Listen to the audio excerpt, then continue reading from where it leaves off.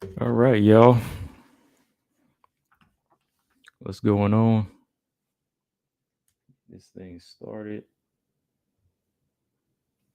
Got a few people in here already, so we can go ahead and get to talking today.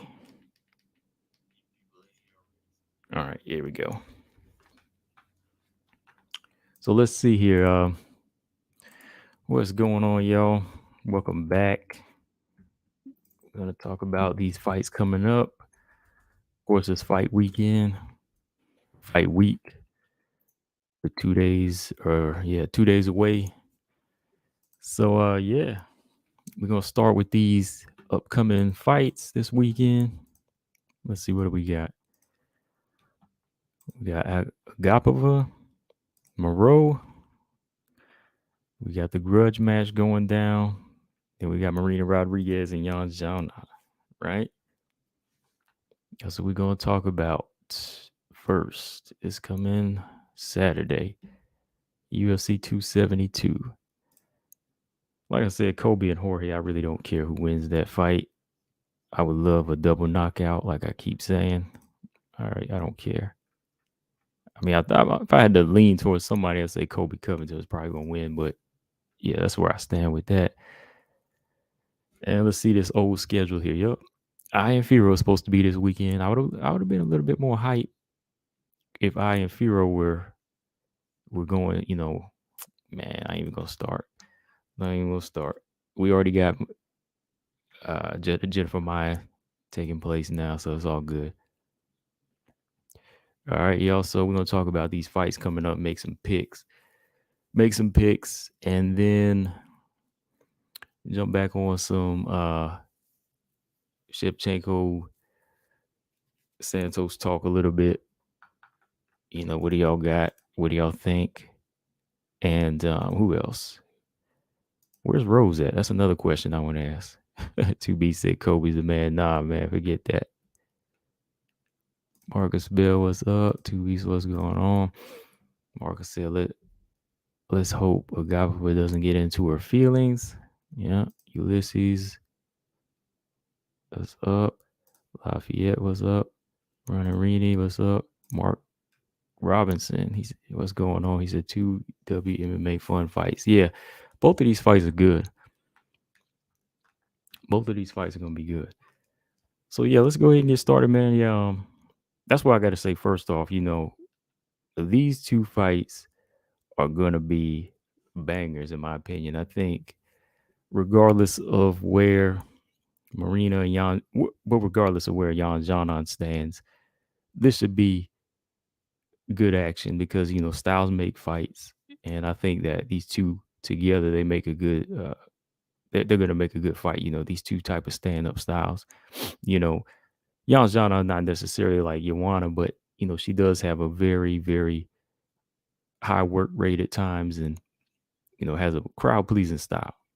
She does, and then of course Marina does. She's finishing girls, and she likes to keep it on feet. She does, wonders with that right hand.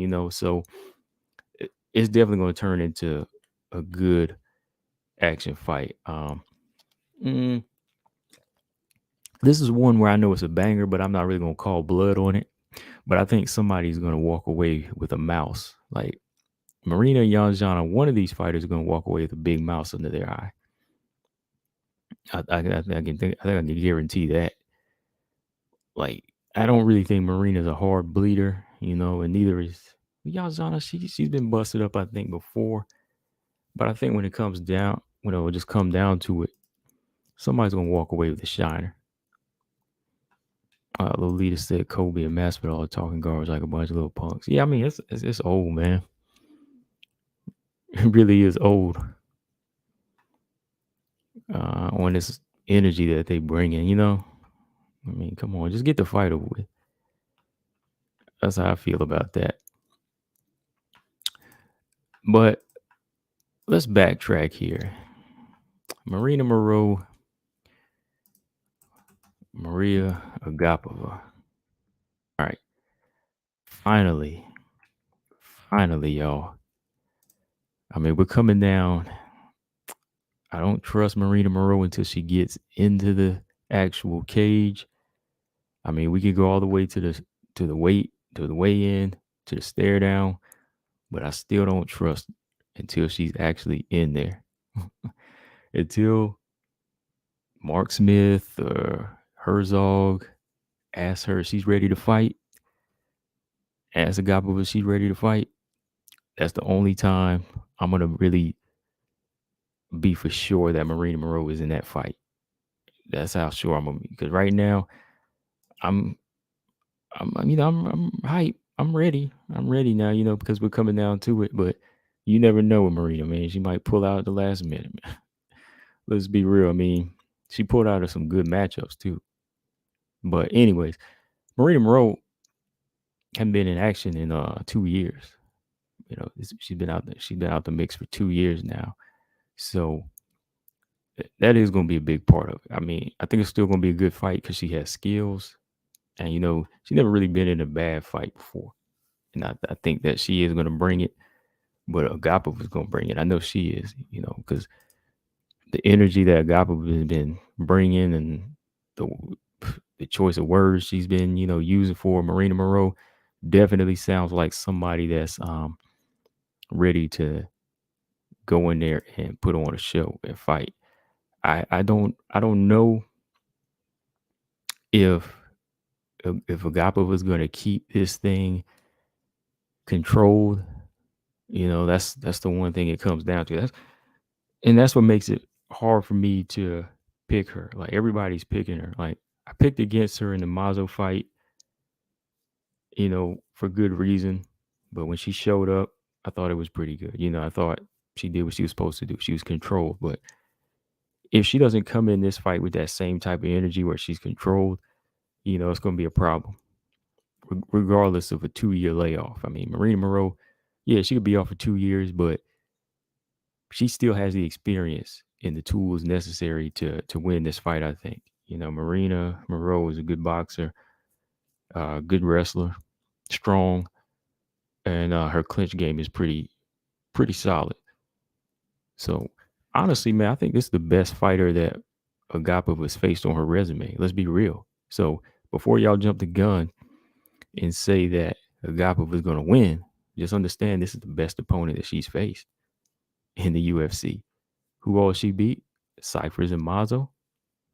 And then she couldn't even beat Dobson, right? So this is really a step up in competition. In activity or not, this is the best opponent. Like, this is the one opponent that has the most tools at her disposal. All right. Because let's see, Marina Moreau, good resume up until 2020, beat Silva, beat Mazo herself, lost to Carla Esparza, but that shows you how good Carla is, right? Beat Joanne Wood in her career, Danielle Taylor.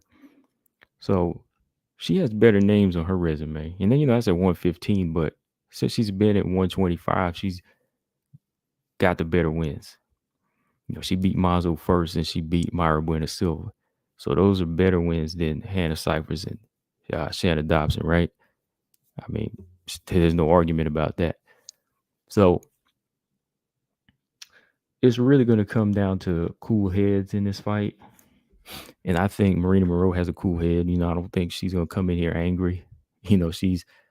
She said what she said about Agapova. Might be a little harsh, but she was just calling it like she see it, I guess. She put it out there. And since then, she's just been like, whatever Agapova says, that's what she said. I'm going to come in here and fight, though. So Agapova is the one that we all have to keep eyes on, especially y'all that are betting on her. Everybody that's betting on her. Y'all got to understand, like, this girl here, she got tools, definitely good finisher. But who knows? Like, it's always like 50-50 with her. Like, after that last fight and just the energy she's been bringing lately, it's always she's kind of like a wild card. She is. Robert Henry, what's going on? Let's see. I'm interested in both fights. 2B said, what's the closest to a fight she's pulled out? I think the Manon fight was pretty close. She pulled out very, very close to the, I want to say like the last week. Or did it come down to days? I'm not sure. I'm not sure if it came down to days, but the Manon fight, she did pull out pretty close to fight week, I think. That's why they grabbed up Tabitha Ricci so fast, you know? And who else? The Luana Carolina fight was scheduled like back in November, October, something like that. She pulled out of that one. But they didn't even come down to, like the wire. I think the Manon fight was pretty close where it came down to the wire. Then Moreau pulled out. So, and I think for good reason she's taking this one now because she knows that after like 4 cancellations in a row, she's got to like 4 or 5, maybe like 6 or 7. I think it's like 14 total times she's pulled out. So 4 or 5 times in a row, the UFC's not gonna really be tolerable about that. They're gonna be like, yo, you got to go. So she's coming to, I think she's coming to fight this time. When it comes to the stand up with these two fighters, I think at times it's going to come down to effective pressure from Moreau. Moreau's got to be a fighter that reels Agapova in. You can't go in there and chase her. You can't go in there and chase her. You have to let her come to you. Because she can fight well off the back foot. Agapova fights well off the back foot, in my opinion.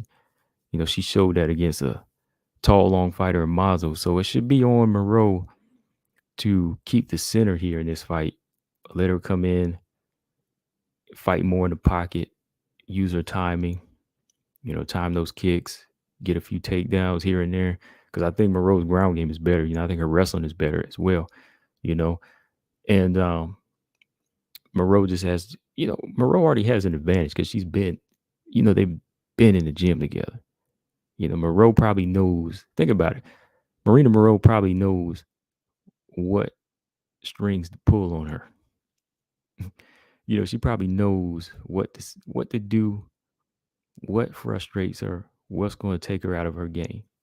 So that's one thing about fighting close fighters. You know what I mean? Like that's why you can't really be friends in here. Because the closer you get, the more vulnerable you are. You're gonna be like, oh, you won't mind telling this person your weaknesses. So now Moreau, she might know a few things about Agapova. Maybe they were never really like friends, but they work in the same gym. So she's probably watching. She's probably, okay, I know how to frustrate her. I know how to gas her out. Like, I know how to make her, just fight wild. She could probably do that. So that's something that we have to look at. Moreau has that advantage as well. For Agapova, her length is very important. Head kicks, keeping range, fighting on the outside, I think is going to be her main thing. Tie clinches, get in, get out. Because again, like I said, you fight her on the inside. Moreau knows how to box. Moreau's boxing is better. I think hands are better. So Agapova was somebody you want to see use hands and her kicks, right? So if I had to pick in this fight, let me think. I don't know how to pick. I'm leaning towards Marina Moreau, honestly. I mean, y'all can put your picks in the comment section, but I'm leaning towards Moreau because I just think her skills, she's able to cancel out a lot of things I think Agapova was bringing to the table. Like, she knows how to fight. If anything makes this fight, well, if anything, if it goes Agapova's way, I think it's going to be because of the layoff. She's been out for 2 years, but I was looking at some of Moreau's training, and she looked like she ain't missed a beat. I know that's training, but it looks like she ain't missed a beat when it comes down to it, right? So I'm leaning towards Moreau. I really don't see a finish in this fight because it's looking like yeah, I don't know. I'm not really I can't really pick if if there is a finish, I'll be honest. If there's a finish, I think Agapova might be able to do it. Like if anything happens, if she's able to land something big and get her to the ground, but I don't know, man. I think Moreau knows Agapova. This just me.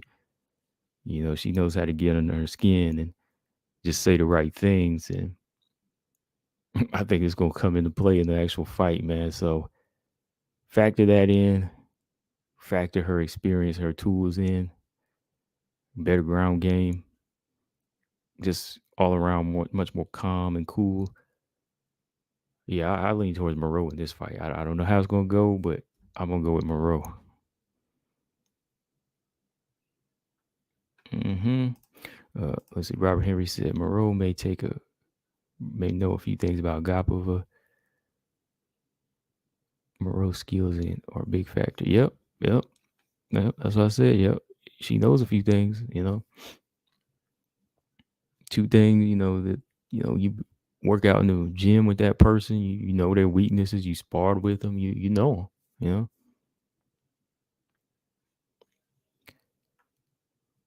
Marcus said if it's gonna be a finish, he's got Moreau by armbar. 2B said 2-year layoff in mind. I think Agapova wins it. I hope Marina wins and moves to 3-0 at flyweight. Yeah, I'm hoping that Moreau wins this one. I hope she wins this one because I like her skills, and since she's been at flyweight, I want to see what she. But I don't know, man, because will she stay committed? Will she fight again, or will it be another 2 years? I'm picking Moreau, but really, Agapova is probably good for the division because she's there. You know what I mean? She's active and she wants to fight. Yeah, Agapova wants to fight. Agapova's what, 24? Yeah, that was right. 24 years old. 24 years old and hungry. So I think she's much more willing to grow. Marina Moroz, she's been in the game now for how long? 9 years total as far as her MMA career. And then she's been in the UFC 7 years. 7 years. And though I think she can win this fight, she's already kind of at a certain level. She's kind of hit a peak. I think it kind of shows too with her um choice of direction that she's been going. Yeah, maybe it's injuries, but she's been focusing a lot on her own website and everything. Doing like Paige Van Zant's doing. So that might be a minus going into this fight. But when you think about it, you rather see somebody Agapova advance because she's the younger, hungry fighter here. Like I said, because if Moreau wins, she'll be like, "Hey, I won. I'll see y'all in 3 years." You know what I mean? She'll be like, "Knock this girl out. That's all I wanted to do. I'll catch y'all on the next one in like 2026, or 2024 or whatever." That's where I'm kind of at with her as far as, her consistency being in there. So with that, I'm still picking Moreau. I think she just has the skills to win. But if Agapova wins, I think it's better for the division. Now, question is, if Agapova wins, do I have to add her to the top four threats, or flex somebody out? Nah, I don't have to do that. Like, should I add a fifth, or should I take somebody out? That's the question. Like, how dangerous is Agapova if she goes in there and washes Marina Moreau? I don't think so. No, I need to see a little bit more because being an inactive fighter doesn't really prove a great deal, right? All right, let's see. 20 something people. Make sure y'all hit the like button. I got to check some here in a minute. Let's see.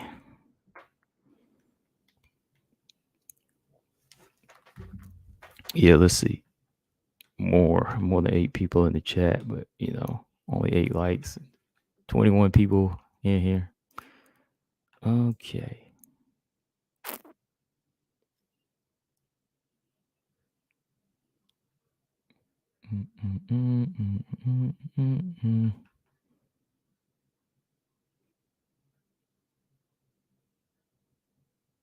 All right, there we go.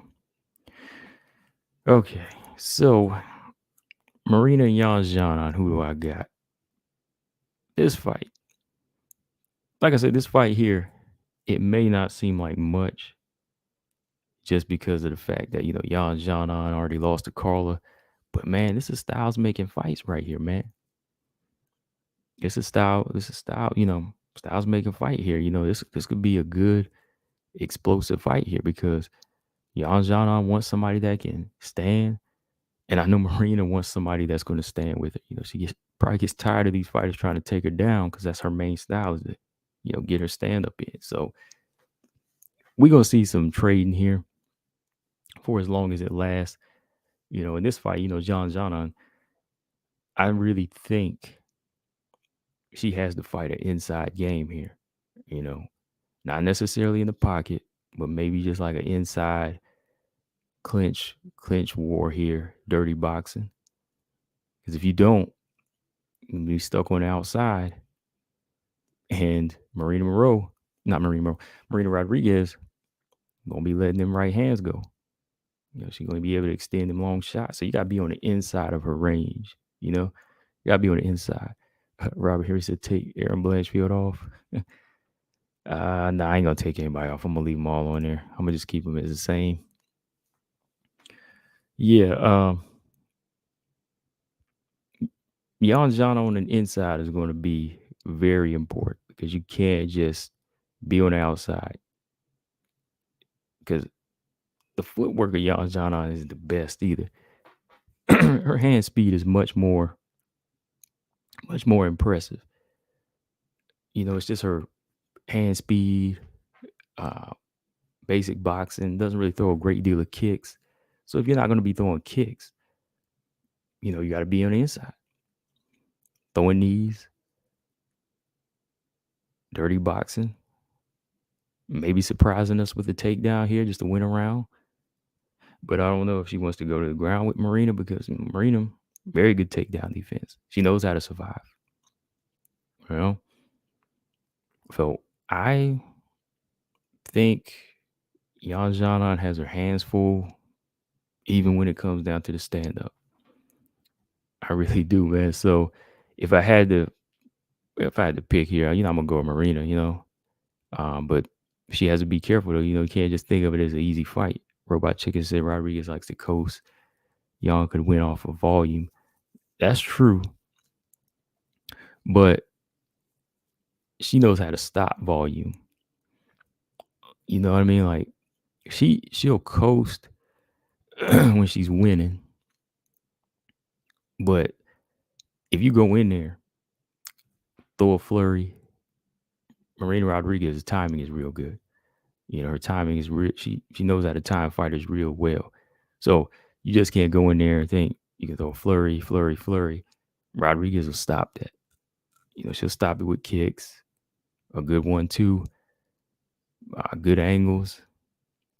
So I don't really see Yanzana building a lead that way either. Like from the outside, like it's going to have to be like aggressive work on the inside, taking away Marina's footwork, keeping her pinned up, taking her down, keeping her on her back. And that's why I say, man, you got to be well-rounded, You got to be well-rounded because Yanzana not going to be lost without a ground game. Imagine if she had a bit of a ground game in this fight. She'd be able to just say, I can pull this tool out and win. Right? I don't know. It's crazy. It's crazy. That's what I always telling these people. You got to be well-rounded. So I'm going Marina. in this fight. Probably, I'm gonna go with TKO. Let me see, Marina Rodriguez by TKO. Maybe second or third round. Yeah, somewhere around that. Marcus said he's taking Marina. Okay. Yeah, I'm gonna go with Marina in this fight, of course. But don't be surprised if Yanzana tries to get this thing to the ground. Don't be surprised. Let me see. What else? I'm just looking at some stuff here. What else do we got?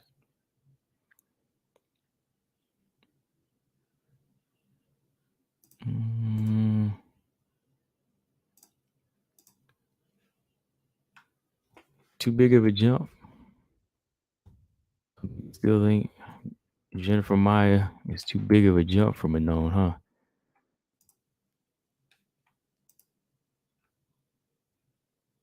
I don't think so, man. I think it is for some fighters, of course. You know, some of the younger ones.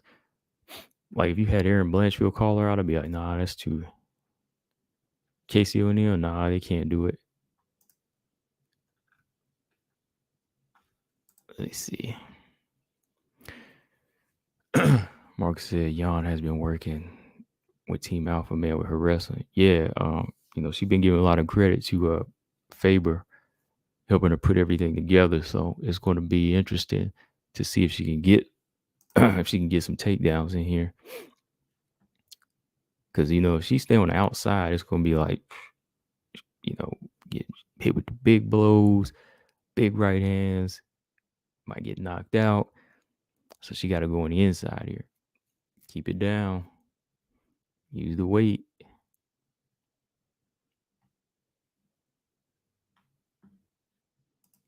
Brian Williams said, I got Marina, but this is going to be a fun fight. I don't see a TKO. It'll definitely be it would be a deciding win for Marina. Yeah. Yeah, I think I got a TKO in this one.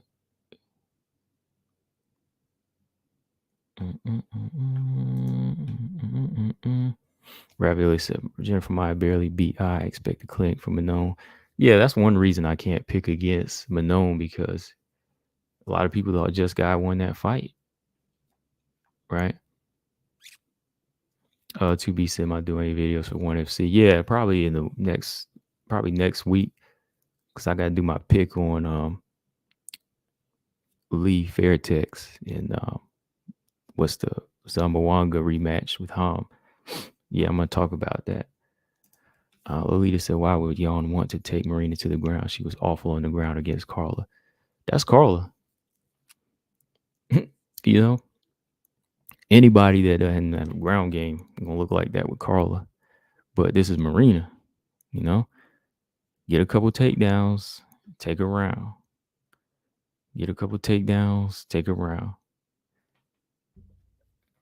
You don't have to be on the ground wrestling, but yeah, like, Jan looked awful because it was Carla. Like, Carla was leading in that one, but if Jan takes the lead here, whereas we know Marina has, you know, very good survival skills in the takedown, but she doesn't really win those rounds. She just survives. Yanzana could surprise her here. I mean, why wouldn't you take her down? Why would you try to stay on the outside when you know you're dealing with a longer, harder puncher? You know, I like to see a shorter fighter with no footwork on the inside, because you're just gonna get picked apart. So to me, yeah, don't be surprised if she goes down to the ground here, because Carla is just way. I wouldn't even compare that yet, because that's just different styles. You know, it's more of a surprise element when Yanzana does it. When she takes it down, it's gonna be like, oh, I didn't expect that, and boom, you just won a round. You know, with ground control, because he's like, oh man, what is Yanzana doing taking me down? She's not good on the ground. But all of a sudden, you're so shocked. You know, you're shocked by the time you figure it out what just happened. You just lost the round. And Marina's no Carla Esparza on the ground, right? She is no Carla Esparza. So, yes, all day long. I recommend.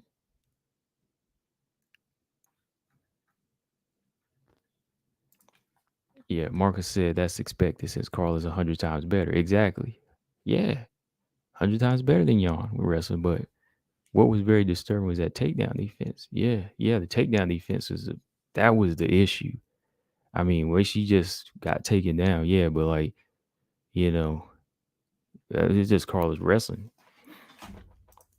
TJ said, I'm actually like whatever in this fight. I hope Marina wins because Val annihilates Yon. Val or Rose?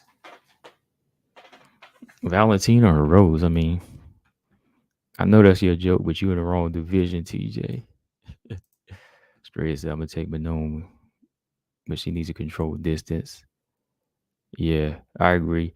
But Maya's going to control it for her, meaning that Maya's going to stay on the outside anyway and not pull the trigger. Donovan said, Jan has decent wrestling, but I remember she struggled with Kovacevic on the ground. Yeah. Hopefully Marina's been improving on the ground as well, man. Yeah, that's my point, CJ. Yeah. Like, doesn't matter how Jan look against Carla, the ground appears to be Marina's weakness. Like, Marina hasn't been submitted, yeah, but she still loses rounds on the ground, you know? That's what it's all about. Robotics, I don't think Jan will have success with takedowns against Marina. Jan took Carolina down a fight. Jan took Carolina down, a fighter that's done. Marina don't have no quit in her. Yeah, Marina don't have any quit in her, but she can still get taken down. I mean, she's shown that in the past. Like, Marina could get taken down. Like, believe me, she's good. I know she's good and she's great at surviving, but she can be taken down.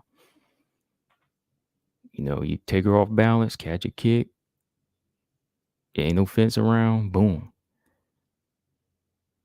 But this is all just, trying to put together what Yanzana's been doing in her camp. You know what I mean? Like, is she ready to take that level and test it? Can she close distance better than Mackenzie Dern did, Because you can't spin all night on the outside with a long striker. That's all I'm saying.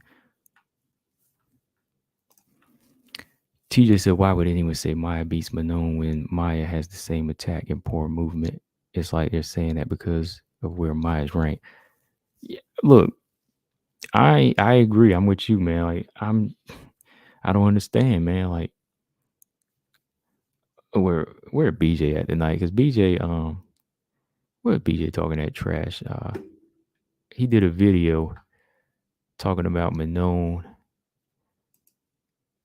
What did he say at the beginning of his video? BJ, I heard that video. You said Manon, she's getting special treatment, getting Maya, because Jillian Robertson and Montana, they never got a top 5 when they were in her place.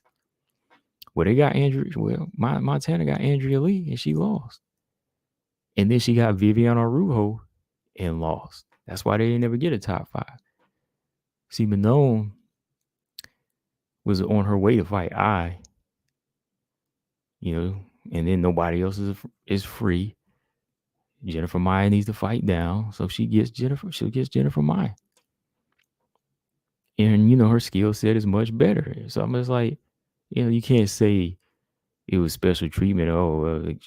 Why is she getting it over Montana? She's just polished and better than them right now. So, if anything, it's not she don't deserve it. But I mean, some people might say it might get her to the title shot premature, but I'm like, go with it.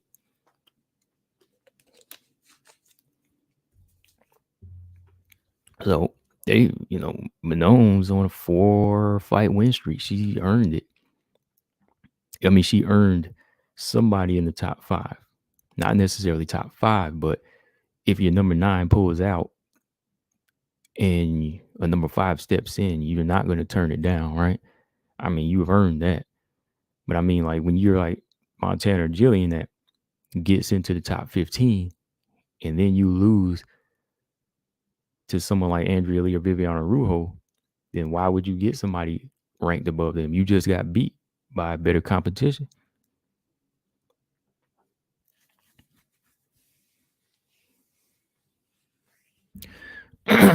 Let's see. AM says Jillian Montana hasn't looked as skillful as Manon. No, never. Marcus said even though this fight was in tough, Montana also lost to Nico. Yes, I remember that fight very well, and that would have happened outside of the that would happen in the actual UFC fight, right? Okay, hang on one second, y'all. I'm about done with my talking though. I got a couple of links here. Let me just read some comments here. Mm-mm-mm-mm. All right, what do we got here? That's why you can't debate. Yeah, that's why you can't debate the BJ Band's logic. Yeah, like look, I know you love them, but it's like they don't deserve top five. When you lose when you lose to an 11 or a 10, you don't deserve it. Andrea Lee beat you. Vivian Araujo beat you, meaning you have to fight down. You're out of the rankings. See, Manon clear 4 fights in a row. No pattern, no win-loss pattern, 4 fights in a row. All right, Robert here says he's ready. Okay. Straya said, has Ebos got a replacement yet?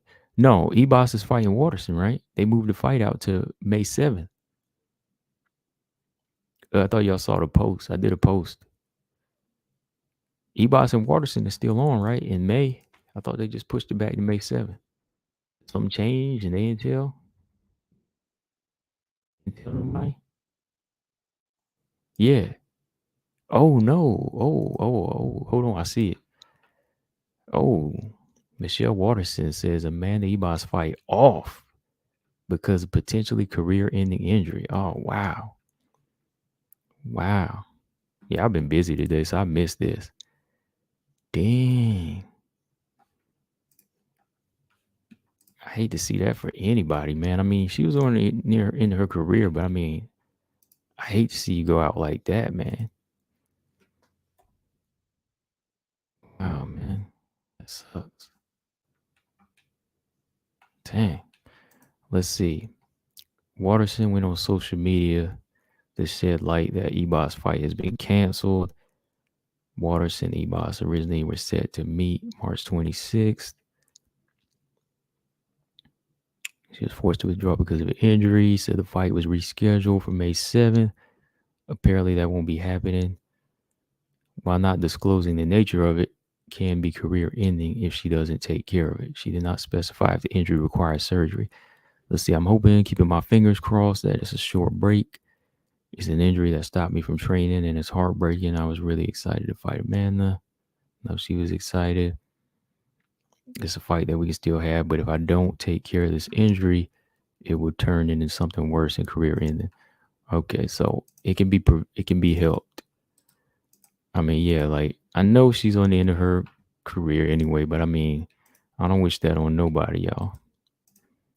You know, Waterson's all right. You all right? Let's see. You know, it's your choice to. You hate to have that happen, man. You want to have the choice to be out. Uh, I don't know, man. That sucks though. I wanted to see Boss get a fight too. Okay, T2B said I want Casey to get a top 5 right now. No, man, not for another 4 years, TJ, or maybe 2 years. Marcus said Michelle's career in MMA might be winding down. It is. I mean, she's up there. Fight years. I mean, I've been seeing her for a minute. Michelle Waters has been up there. Been seeing her for a long time. So yeah, I just hate to see it in that way. Wow. So let's see. I thought it was time for her to retire. In my opinion, I hope for fast recovery though. Yeah. Because if Roxanne gets her choice, I think, every fighter should get that. But this is the fight game, right? Let's see. That was sent Robert Henry. Let's see.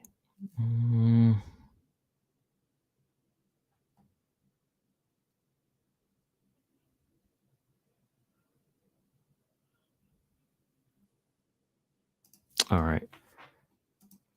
Yeah.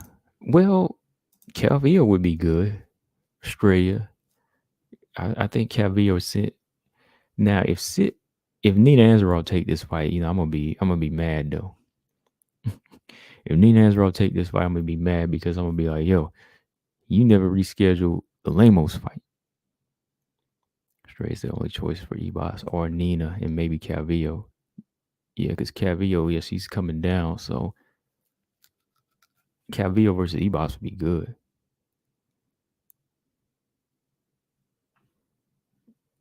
Mm-hmm.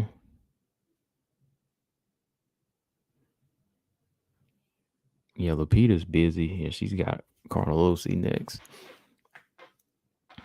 But I want to see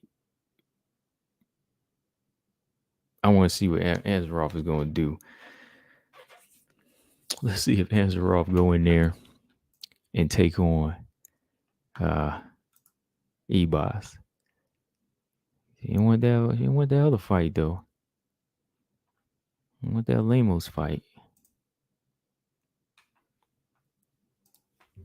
Yep. Yeah, Robert Henry, that's sent now.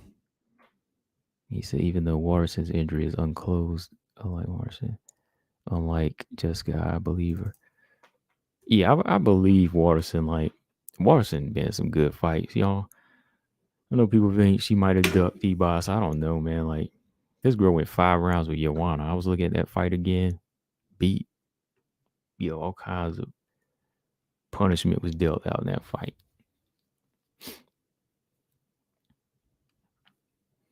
I just can't believe this fight though, man. Like I and Firo was right here, man, right in my hands. All right, y'all, hold on 1 second here.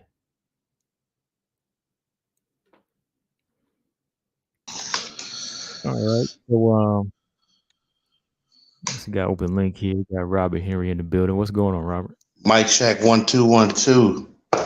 What's up, man? Oh man, just chilling, man. Ain't heard from you in a minute. Everything good, bro?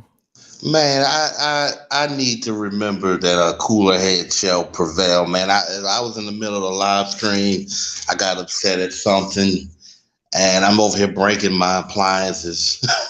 It's not a big loss. I ain't break anything that costs like $1,000, nothing like that, man. But it's just like I gotta remember to kind of be a little more like like combo breaker 99. I think I got a little too much. Don't be a Hey, Agapova. Don't be an Agapova. hey, I'm going with we're gonna get to that. I'm going with a Agapova, but I don't want to be like the Agapova that was in that in that one fight that she was in, Yeah. That was because a lot of people don't probably know that I actually like Agapova. I do. Yeah, I'm okay. actually a fan. I do. It's just that I hated what she did in that next fight because it's like, eh, Yeah, I like her. I'm gonna just call out her BS whenever she do something. You know what I mean? Like that's yeah, just me. just it's like I'm gonna call out Moroz BS and all her, Exactly. being out of fights, even though All I think 15. she's a good fighter. All 15 out. All 15 pull out. I mean, pull out game strong, the queen. There might be a few other like contestants or honorees or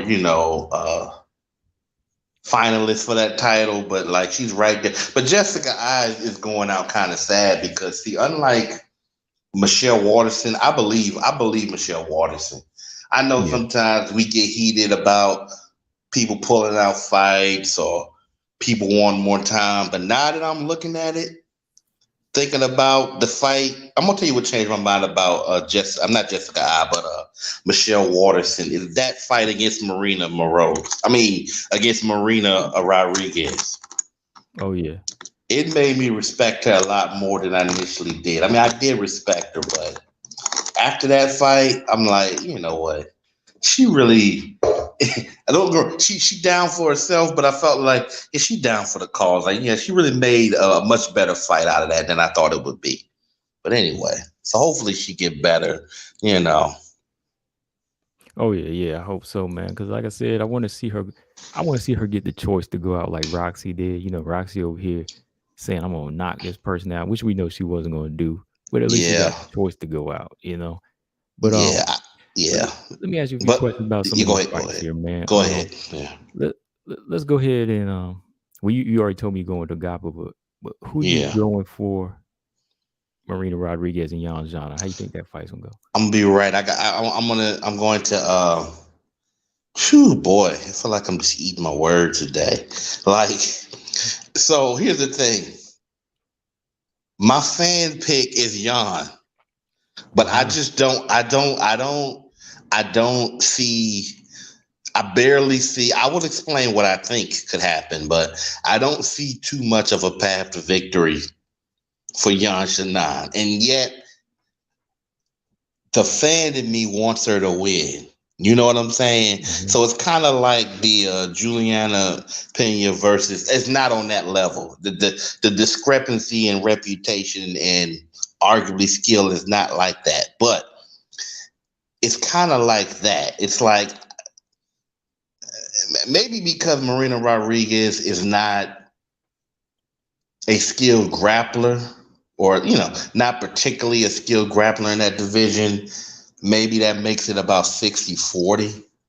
But the problem, like I was saying in the comments section, is yeah, Yan Nine could possibly win this fight, by outpointing Marina. First and foremost, that won't be an easy task because one of the things that I respect Marina as a striker is her combinations are really good. Yeah. And as you've seen in her last two fights, when she really start putting it on, she really pouring it on you. So the problem is that if we're going according to damage, which is supposed to trump everything, right? Then this is a disadvantage for Jan because Jan is a solid striker, but she's just not consistently as punishing. That's why I think that if Jan might have to really utilize her kicks, but in order to utilize those kicks, you're gonna have to throw Marina off because I think she's given up. I don't know what the height discrepancy is, but I believe Marina's the tallest fighter. Yeah. I can Yeah, see that. so she's gonna have to find a way to mix in some kicks. She's got to use her quickness. She may be the quicker fighter, but some of these interesting. Some of these fights combo is that you have a fighter who may have overall speed advantage, but yet their strikes don't get to the target necessarily faster. And some of that is because I think it's because of how Moreau throws her punches and her length advantage. So it's a fight that Young can win, but it's going to be hard. Like, is it going to be not? Look, is it going to be harder objectively than the Carla fight? I don't know. It's hard to say because, again, she might as well came in there in a wheelchair in that fight. I mean, she had Hmm. no. That is my biggest. Okay, if my pick over Casey O'Neill beating Roxy, if that's arguably my greatest pick, then my biggest disaster, Titanic plane crash was Jan against Carla Esparza. And you told me. You told me, and you told everybody, like, y'all really overlooking Carla. And I knew Carla was good, but it's almost like Carla was paying me back for all those videos or something. Like, I mean, she beat her like she like an old woman trying to cross the street. She pushed the person down that was helping her and just start beating on the old lady. Like, I've never seen Carla that savage. Just my goodness. And I was My goodness. recording it. I was recording it like I told y'all so. I told y'all so. Like, you can slept on that little big forehead wrestler if you want to, but so I mean, I couldn't do nothing. But I don't know if you looked at that video. I mean, I just wasn't nothing I could say. There was just nothing I could really say. But I was even making the noises that ha ha, the noises that Jan was making in the fight, trying to get off her back. Like, they wasn't gonna do anything. Like, she was just that kick though. That was the mystery to me. After that first round, I'm like, you can't think of throwing a kick above an ankle. I can't imagine. I just think it was a force of habit, and she got shook up, Mm-hmm. and then once the pressure came on her again, she just threw that high kick. So I don't know.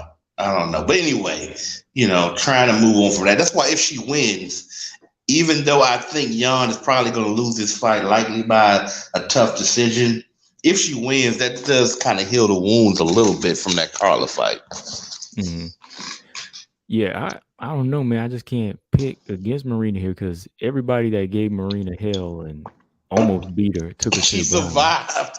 Even Yeah, when she she survived. lost, she seriously survives in fights where you're like, man, she gonna get put out or TKO. They're gonna have to, they're gonna have to pull the person off of her. And no, Mm-mm. no. And here's the fun. Here's almost the irony. I'm convinced that it takes the attributes of like two fighters necessarily get out of it. Like, could you imagine if Mackenzie Dern had the wrestling of Carla? I just can't see Marina surviving that fight. But knowing Marina, she probably would. Don't know how she would do it, but she might not get stopped. She might lose, but she might not get stopped. So I don't know. I don't know. Marcus Bell said Michelle was able to get Marina to the ground. Yeah, that's interesting. That's Yeah. interesting because I think Jan can do it, but I just don't think Jan, unless she really been working on it, I can't see her being the same sort of threat. Like, to me, that would have to be something late in the fight. Mm-hmm. If she hurts her early, because here's the thing about both of these fighters, they're defensively responsible. Well, I have a hard time saying that after Young last fight. She is defensively responsible with striking. She's a little bit more, you know, Mm-hmm. but Marina can get hurt. Marina's tough, but you can hurt Marina. But the problem is, I don't see Yanzana out hurting Marina. I don't. I have to just admit it. So because of that, I'm going with Marina Rodriguez. I think that Young can survive. My prediction is a decision, but I know that could easily get turned around if she gets stunned real bad Mm-hmm. and she just start pouring it on her. So, but the fan in me actually wants Yan Shannon to win, but I can't pick her. I just can't do it. Yeah, don't do that. You already saw what happened with Carla, so That was a hey, disaster. Marina really done passed every test when it comes to ground. Like if Dern can't submit her, I mean, if the and if Dern is like Carla landing can't in. submit her, like who can? I don't know because Dern is easily the most dynamic submit artist in the division, Yeah. arguably the history of the division. I mean, there's other people, but I mean, when Dern had her and she had her in that position, it was in the same position that she had other fighters in. I'm like, man, I don't know how Marina survived this. And she did. And somehow she did. I mean, I don't think you can be dominant in one area and beat her. I mean, you might can beat her, but it might be hard for you to stop her. That's what I'm saying. Mm-hmm. And it's hard enough just to beat her. So I don't know, man. Oh yeah, Two Beasts was asking who was that in the corner. That's Tanisha Tennant and Chelsea Chandler. Like I wasn't Yeah. matching them up. I was just putting them up there because they need to be signed. They Like need to Chelsea, be seen yeah, by everybody because yeah. I don't understand how you got the storyline that Tanisha has, the skill set, the victories, the stuff she's had to overcome. And she ain't even got 1,500 Instagram followers. I mean, that's how you know that there's some injustice going on in this world. When I'm using Instagram to talk about how unfair it is, but Hmm. really, if she didn't have an Instagram, she deserves to be in the damn UFC. So I don't know, but I hope she never compromises. I just want her to just, I mean, yeah, be strategic to get where you gotta go, but don't try to be like, I don't know, Aspen Ladd or these little knucklehead fighters Yeah. that So And you she ain't should gotta do that. look, she shouldn't have to because Valentina is considered boring. Like she gets booed too, you know what I mean? So why not sign her? Mm, And she's the right. same age as Manon. People forget she's 32. She got to get in there. Yeah, I don't get it. I mean, Valentina, again, Valentina has a presence, but I'm like, okay, teach Tanisha Tennant does too. Like, I understand that, Valentina, first of all, when you're the champ, you ain't got to do a lot of talking, and then you keep winning. But what I'm saying is, Valentina had a period in her career where she had to be a little bit more vocal or Yeah. out there in a way. But I'm Hmm. like, but nobody ever really questioned it. Like it's almost like nobody. I'm See, gonna tell you what Tanisha Tennant is. She's literally the biggest elephant in the room in WMMA right now. she is. Everybody knows it. Everybody knows how good she is. It seems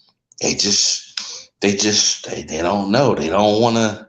It's scary, man. It is because it's I like they want. Like I talked about this last year when somebody made me do a video. You know, I can't remember. It was Jason Rose? Shout out to Jason Rose because Jason Rose asked me. I did a video on it, but I was like, "This is the same situation. Like they want her to act like a heel. They want her to be. They want her to start acting like a fool or something, like the heel." But I'm like, "Nah, she ain't got to do all that. Just keep coming with the wins and the skills and just keep getting better." They want to be out I there acting like Kobe and them ignorant stuff. I was like, Here's the nah. thing people don't realize though, and I know sometimes when if you look at the videos I've done, and I'm not the only one where I talk about fighters need to speak up. But when I say that, I don't mean that they have to play one particular role. I mean, you can be ambitious and be. All right, I'll give you a good example. I mean, who was that? Even though I'm not a fan, what's his name? What's his name? Saint Pierre, right? Mhm, He would big up his opponents. mhm. He still would sell out. I mean, he. What I'm saying is, all I'm saying is, speak up for what you want, or just let people know you're in the room. That's all I'm saying. I'm Yeah, not yeah, I agree saying you with that. gotta go in there and be like Agapova, talking. And as much as I like Agapova, I mean, she was saying some stupid stuff before that fight. Like I'm like, Yes, indeed. yeah, that ain't even that. That like you hungry. Mhm. But some of that might not be you, and if it is, you might have to get checked because it just I didn't even realize how bad it was until after she lost the fight when the stuff came out. I'm like, I was just wilding. I still don't think Moroz should have went on her like that, but cause I think that was something between them, and she took an opportunity. You know how you get an interview and Mhm. somebody bring up somebody you don't like, Yeah, she shouldn't have did So, that. but anyway, And Chelsea's up there because she wants to come back at 145, but it's like people in Invicta ain't really trying to sign up to fight her, So I'm kind of like, what's going on here? they Like, scared, man. They yeah, don't. People. Here's again, like I said, there's uh athletes that fight, and then there's fighters who are athletes, and maybe Chelsea isn't that big of an athlete. I don't know, but I know that. And the coach was saying this the other night. He was talking about between Santos and Shevchenko. Like Talia Santos might be the better athlete. She probably is. hmm, Holly Holm is an extremely great athlete. But the fighter that's the more bigger athlete is not necessarily going to be the one that wins the fight.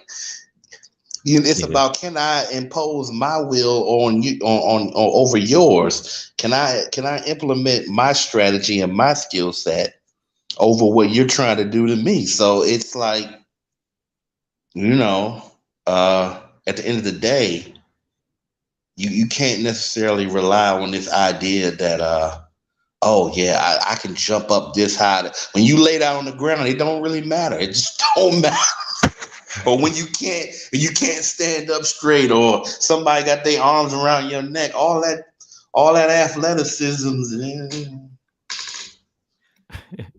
yeah, man. Like that's the thing. Like Santos could very well be athletic, but watch how easy Valentina shuts it down with just her mind. You know what I mean? Like who? Andrade is athletic. Very Andrade one is of the most very athletic people I've ever seen. You see her just run up that wall, and like if there was a rim near it, she probably could have just hung on the rim athletic. off of jumping off the wall. I mean, she's a quote unquote freak of nature, but Valentina is a freak of nature in a whole different dynamic, you know? Mm-hmm. Let's see. Let's jump to this fight here, man. I gotta ask your thoughts on this. We ain't, this is the big one. This part of my quadruple, triple threat, whatever you want to call it. Yeah. Manon and Jennifer Maya, man. Like, what do you think of this fight, man? I got mixed emotions because Okay. I was very disappointed in Jennifer Mai. Not just because of who she Before we talk about Maya, let me hear your thoughts on Jessica. Let's go ahead and get that out the way. Okay, like I'm saying, like I said in the comments before I got on, I believe Michelle Waterson. I don't believe Jessica. I don't. I think she ducked. I'm not saying that she didn't sustain some type of injury or she, re-injured something that she was suffering from. It's just it happened so close to the fight. And there was already people saying, like, I suspect her to duck before this fight happens. And then it happened.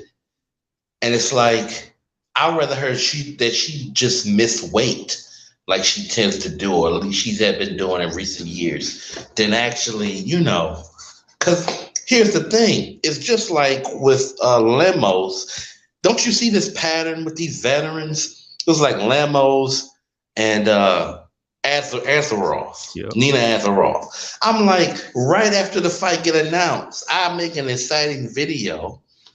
And as I'm halfway making the video, because I had to mention it at the end, that, this is a long time before the fight is supposed to happen. So the fact that Jessica I fight got announced like quickly, and that Jessica I got announced that quickly with Manon Ferrier, I'm just like, is this like a dream or something? Is this fight actually going to happen? And sure enough, it did. So I'm not surprised no more when these veterans ducking these up and coming fighters. Because first of all, these are not really, they are up and comers, but people like Manon Ferro, Ty Santos, maybe there's another one or two I'm not naming at the moment. These are like young vets. They don't fight. They don't fight like people wet behind the ears. Yeah. They fight like they got a lot of fighting experience. And I think some of these fights that they have, like the fight that Manon recently had, even though she technically was dominant in the fight, the fact that she fought as well as she did, and she was coming off COVID, and she may have some injuries she was dealing with. Yeah, there was probably some mental errors, but sometimes that happens. So you agree, like you can be more polished even before you get into the UFC, right? I mean, it makes sense, right? I mean, I hate the idea that the UFC may have most of the world's best fighters, but most of the best fighters in the world developed long before they got. You know what I'm saying? Exactly. That's all I'm saying. That's all I'll be saying about Manon. Like the difference between a Manon and an Aaron or a Casey, she's been there because she's been laying down the groundwork, right? Yeah, and we don't necessarily know how many fights she's really been in because you got underground stuff, you got fights that's off the record, you got extreme training and stuff that you don't know. People are different, cultures are different, or how can I say this? People get exposed to different things, so they end up in different levels. Like, this is not a great example, maybe, in terms of, it's the complete opposite of fighting. The modeling industry, right? I don't know a whole lot about it, but what I hear is like certain people that right? When they turn a certain age, it's like the younger you get in, the more likely you are to be successful like years later, like when you're in your 20s and your 30s.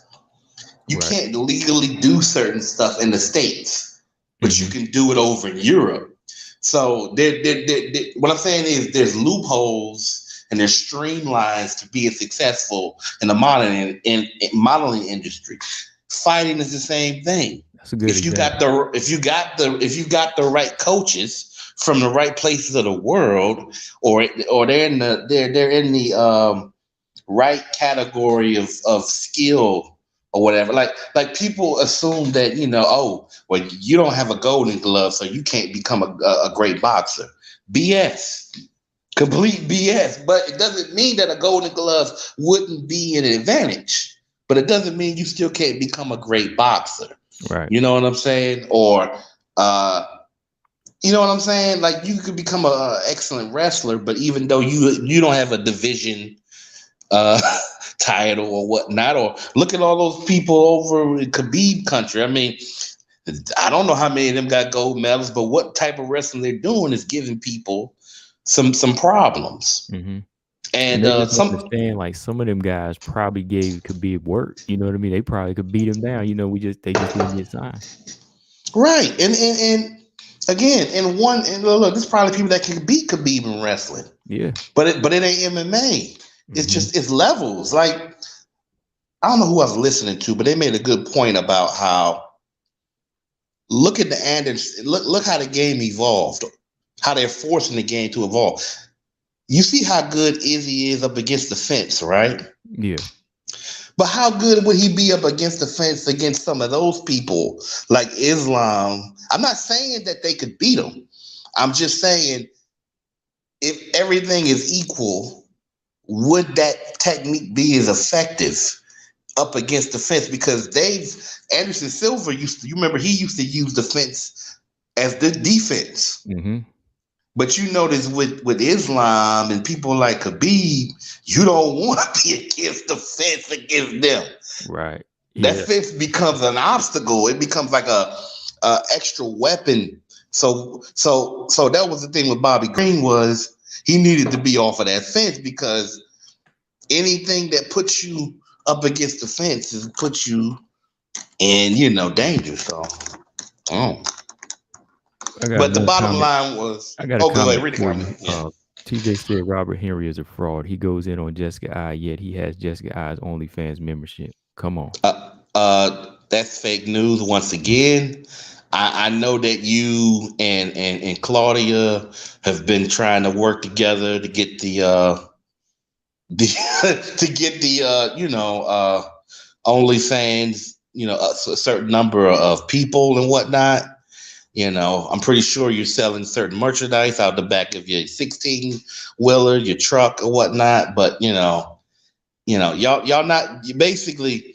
There's not going to be any pay-per-view numbers from Claudia and TJ anytime soon. So I don't really care what he's talking about, and I don't subscribe to it. So I'm keeping moving. All right. So Manon going into a fight with Maya, do you think she's going to feel like she got to show her respect, or you think she just got enough experience to say this is just another fighter that she's going, go in there and dominate? I'm gonna be honest with you, and I'm saying this with all the respect that I have for Jennifer Maya. She need to go in there and not try to respect Maya. Make Maya respect her. That's what your mindset need to be like.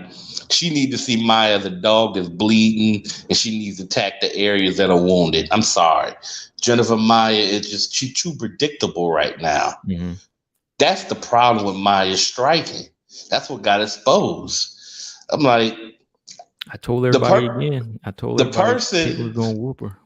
And here's the thing about Caitlin. To me, the second fight was way more dominant because not only is it an opportunity for Maya to get her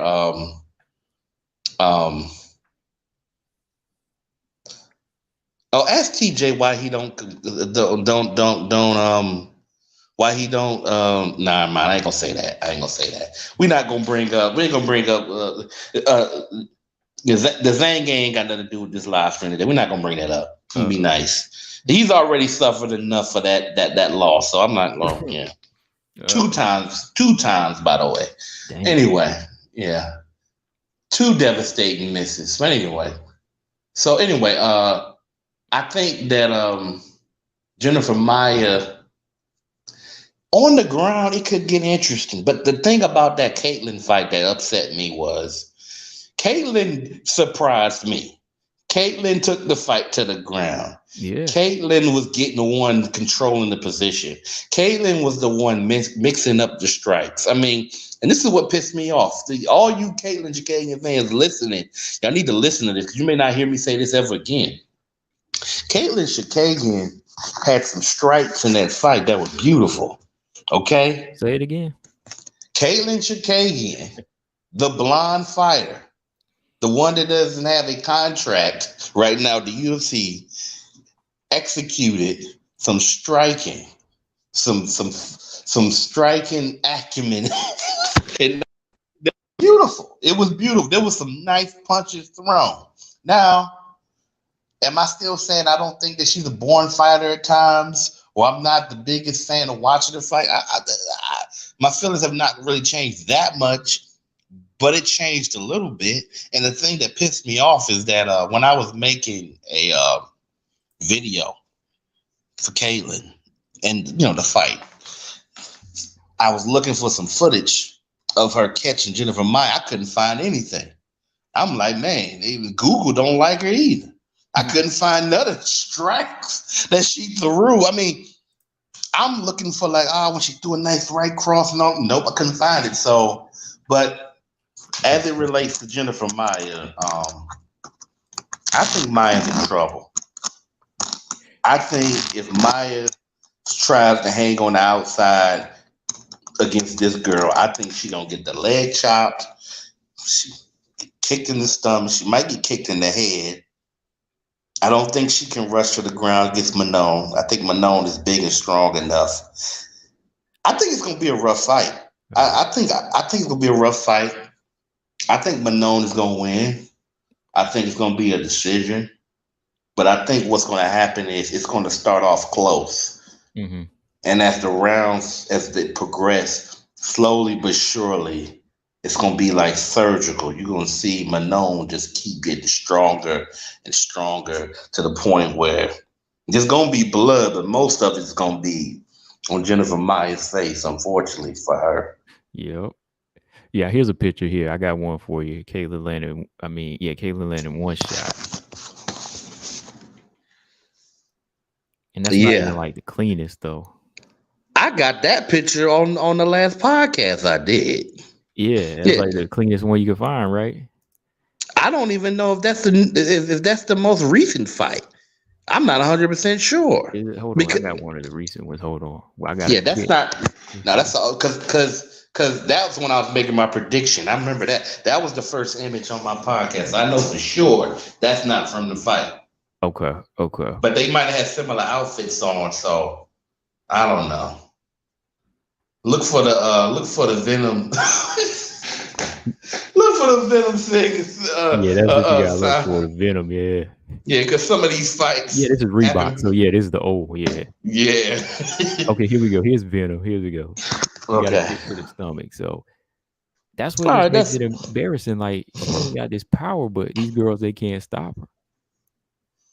Nah, they can't. They can't really do much. I mean, this is weird, man. This is the longest it's taken for them to re-sign Caitlyn. Only almost remind you, it may be worse than when it's like, when are they going to announce that Carla will be fighting Rose? And even though they kind of said it, does it really feel like that fight is getting ready to happen? And again, I'm gonna defend Rose to a degree, because I heard you earlier say, "Well, where Rose at?" I don't know if this is on Rose, but I will say this: it does bother me sometimes when I don't hear from Rose or her opponent in this much time. I mean, I don't care if the fight happens in the next 2 months, but I guess it'd be fair if it happened at least in the next 2 to 3. But what I'm saying to you is that I'm not hearing anything. It's too quiet.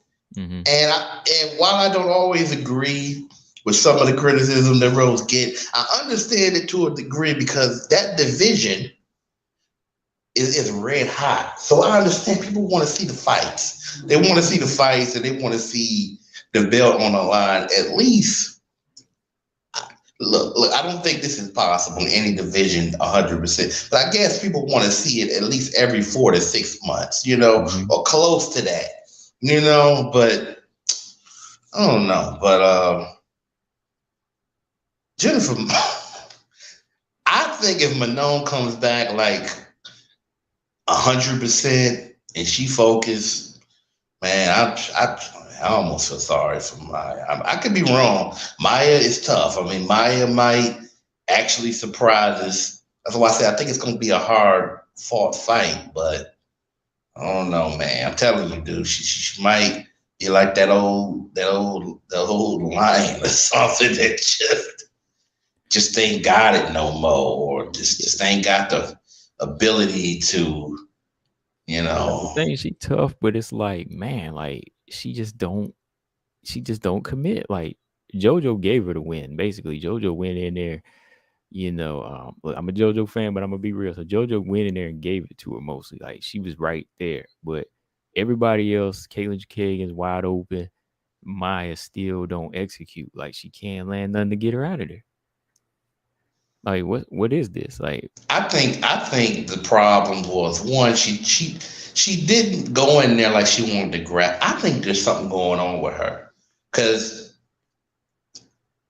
I may be wrong. I might have to look at the footage, but like she used to, I would think, and I ain't just saying this because her name's Maya, but still, I'm like, didn't she used to be a little bit more grappler heavy than this?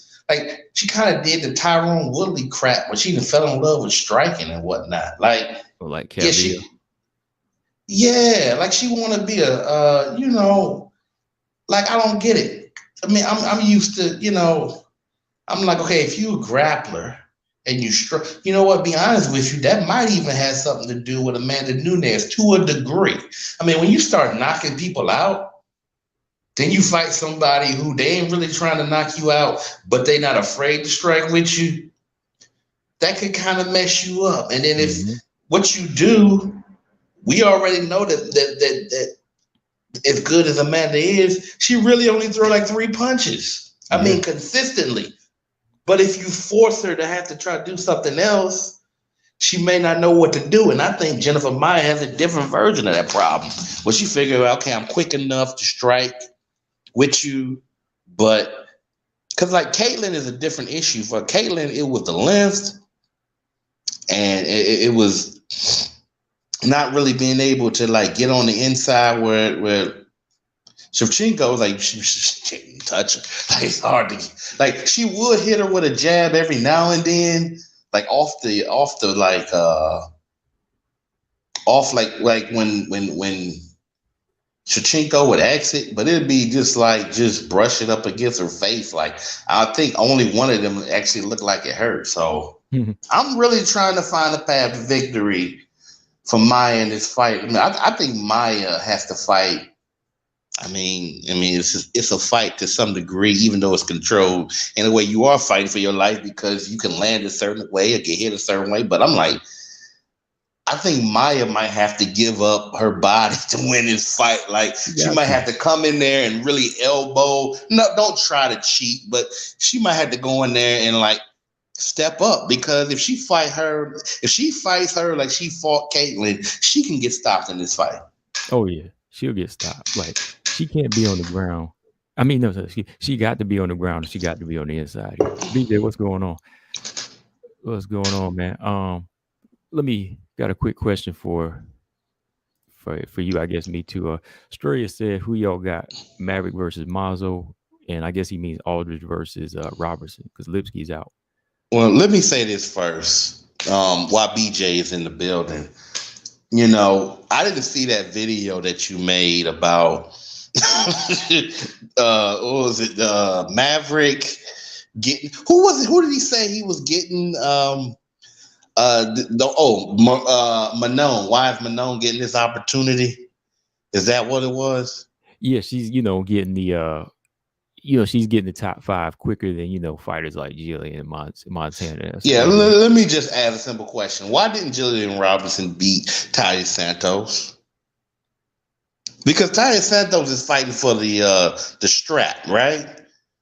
So So if she beat Talia Santos, she may very well by this point be in line for a title shot, right?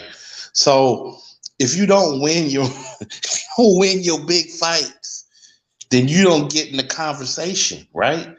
When it comes to top five fighters, like top five, that's what all those are considered what A-level fighters. So until the day that they do something to be put in conversation as a potential A-list fighter, then how can you be mad at Moroz getting this opportunity? First of all, between Moreau, I mean not Moreau, Manning Ferret and Talia Santos, how many ducks per minute is that? Oh You man, know what I'm talking about? yeah, I Santos, mean, man, Okay, everybody, hold on, everybody wait. pulled out. Manone has been ducked at least 2 or 3 times, and we still counting. Like Talia Santos is the complete opposite of Moroz.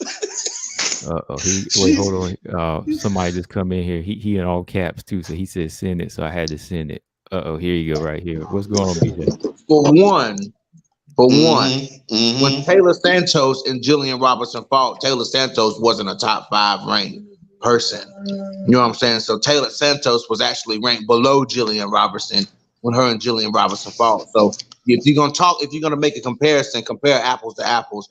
Don't compare blueberries to pineapples. No. I'm gonna sit here So what I'm and saying, sip this coconut water and talk about how Jillian Robinson still ain't a top 5 fighter.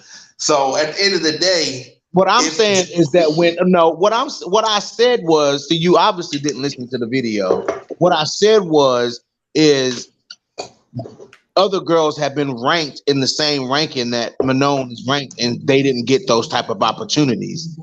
That's what I said. I said Manon is getting the point that I was making was Manon is getting this opportunity, so she better fucking take advantage of it. You know what I'm saying? I said because other girls don't get this type. Other girls didn't get this type of. I mean, y'all always look at it as if y'all look at it so in such a biased way at what I'm saying instead of actually shutting up and listening to what I'm saying. And what I said was, you know what I'm saying? She better take full advantage of it because everybody that's been in that position hadn't got a top ranked opponent. And then your example to counter that was a ranked fighter fighting an unranked fighter. What kind of response to what I said was what you gave? That was horse shit. Excuse me. Please excuse me. You tell me that I'm being biased, but you're not being biased when you keep bringing up this point every single time a fighter that's not one of your favorite fighters make it to the top 10 or make it to the top 5 or get a big fight. Again, how many fighters? Is in my triple threat. I mean, is Manon not in my quadruple threat combo? She's in there. He got her in there. Okay. Yeah, I last time I checked, I thought Manon was in my quadruple threat. No, I'm talking about your regular fighters that you've been pushing and praising since the beginning of the time. I ain't talking about that. I know you like Manon. I know you like Manon. I'm not saying you don't, okay? But what I'm saying to you is you've used this this narrative. And I'm gonna keep using it because it's true. I'm gonna keep using it. It's not true. I'm gonna keep using it. Listen, if Robertson and De La Rosa win their next fights and they don't get the type of ranking that they deserve at this point, I'm gonna keep saying it. Have they won 4 in a row against top fighters that are supposed to be going toward the ranked fighters or the fighters that like? But my issue with them is that they always beat people at their level. They never beat fighters that are considered. But you was preaching the same story about Casey O'Neill till she beat Roxanne. You was talking the same shit about Casey O'Neill, and but y'all hush mouth on Casey O'Neill right now. So now you decide to go back to. I picked Casey O'Neill. Thank you. I picked Casey O'Neill. I picked her. I didn't want to hear it. I picked her. I picked her. That ends all of it. Y'all hush mouth on Casey O'Neill now. Okay. Hey, Combo. Apparently he ain't seen my videos because I gave Casey O'Neill her props after she won 3 in a row. Oh, you picked it? Yeah, you picked it, right? I picked her I picked her to win that 3rd fight in a row, and I changed my tune, and I've admitted that Casey O'Neill has That was her fourth surprised me. fight, Yeah, bro. 4-0 That was her match. fourth Yeah, fight.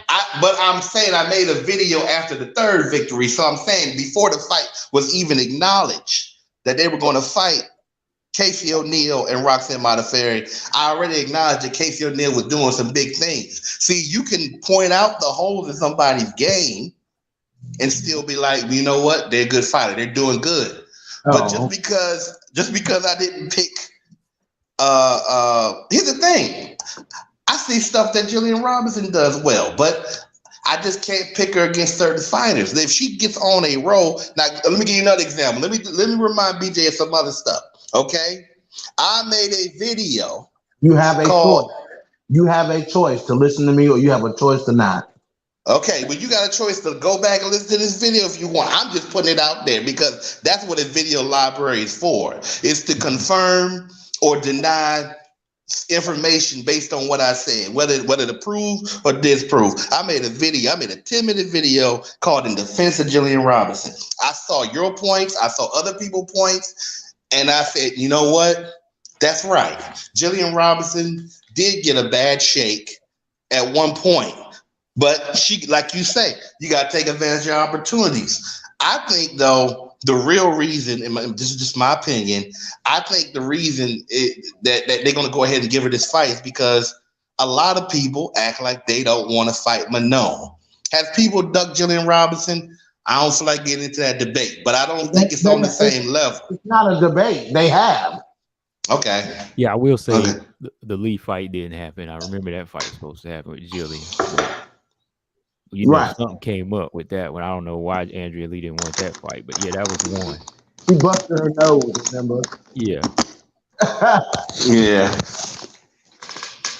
And Antonina said, hell to the no. Oh wow, he said Antonina did. Wow. Okay, yeah, that's all in hindsight. No. Hindsight 2020. Antonina, falls off and start getting beat. He was selling that before all that stuff happened. Talking about Antonina didn't want to fight. She was on injury. She was injured. According to whom? Okay, well, we can do that with everybody then. Okay, you can say no.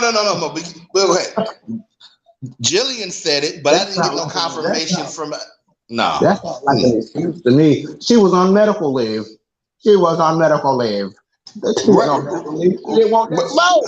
But she wanted to fight right after if it was already acknowledged, though. It wasn't like 6 months went by or even like 2-3 months went by. Like, hey, you want that fade? And she was like, no.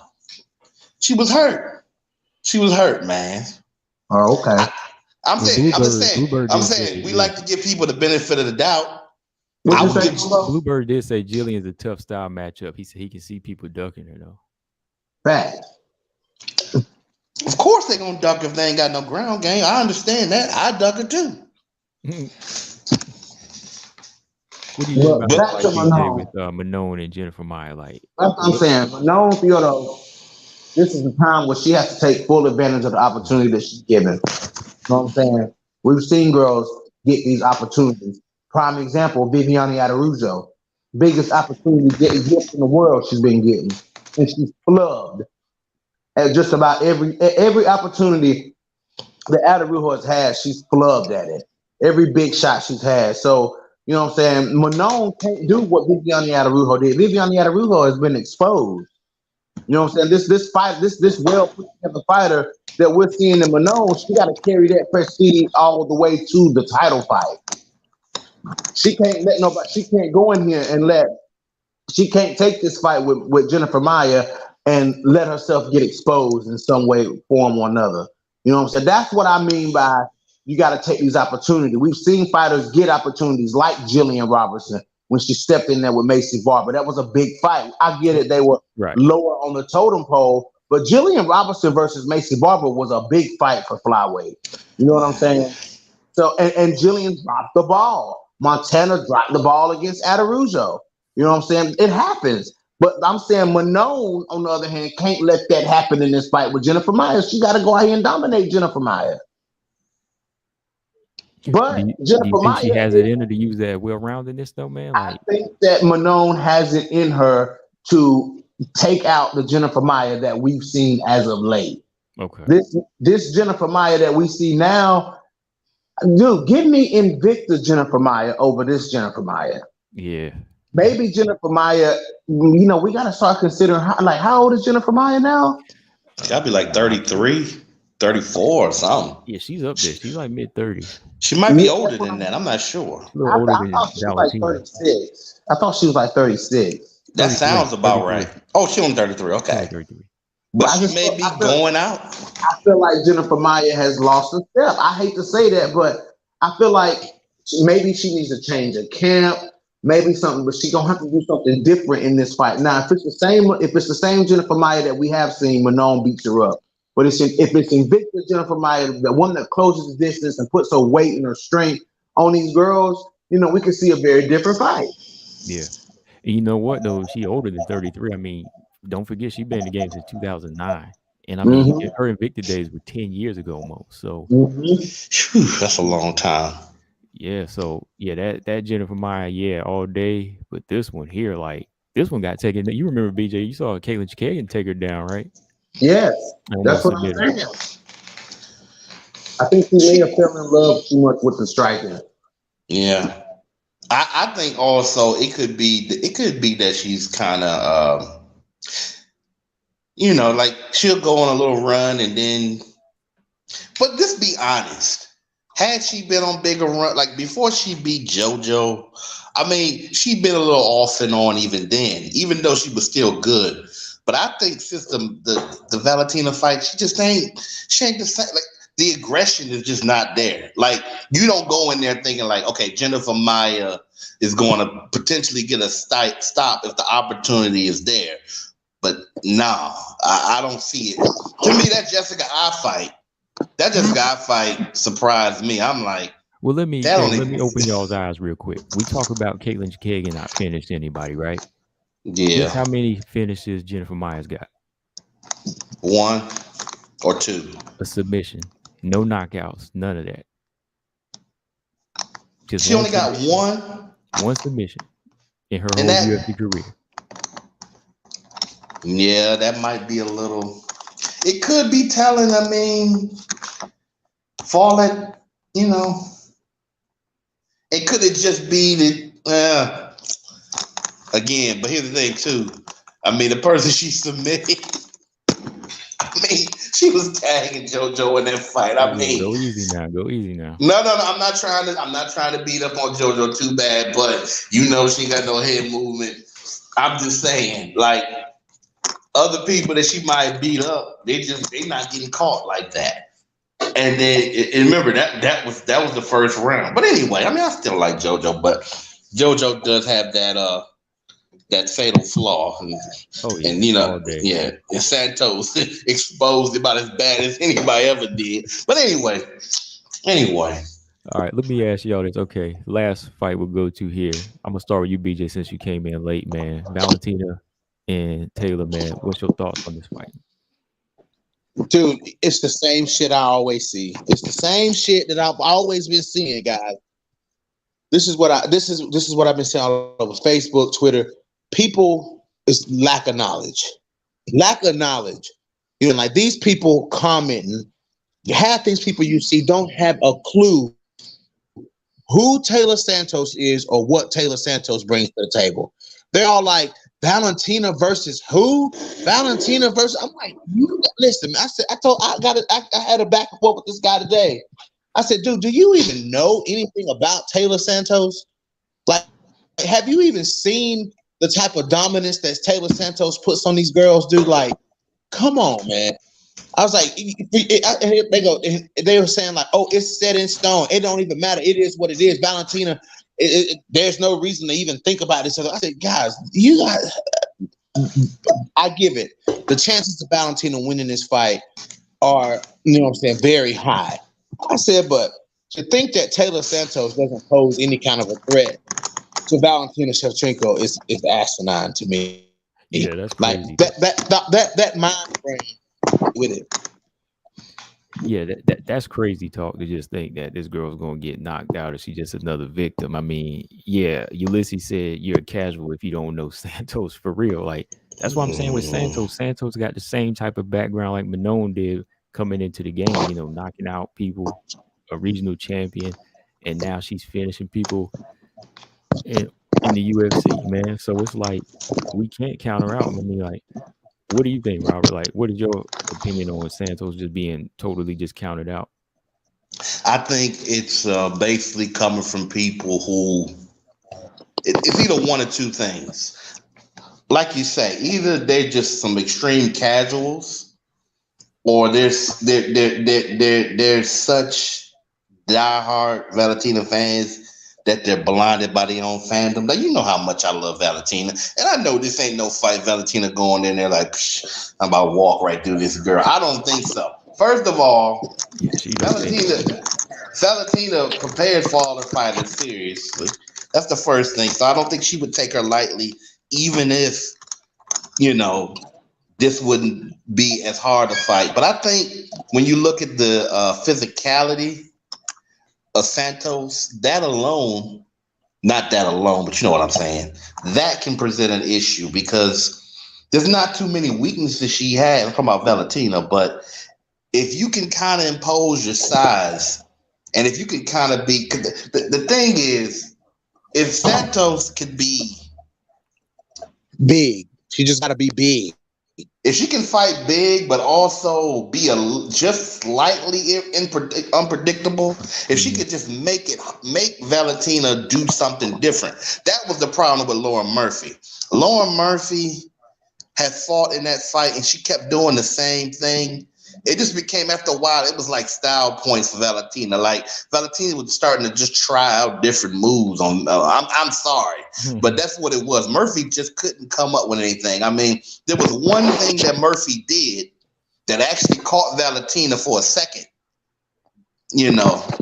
but Valentina recovered and she just went back to whooping her ass. But the thing was, Lauren Murphy wasn't even conscious of what she did that threw Valentina off for a second. So Santos has to go in there with the mindset that I need to apply enough pressure on Valentina to keep her honest. But of course, she can't just be reckless abandon because Valentina's too good of a counter striker. But I just think, honestly,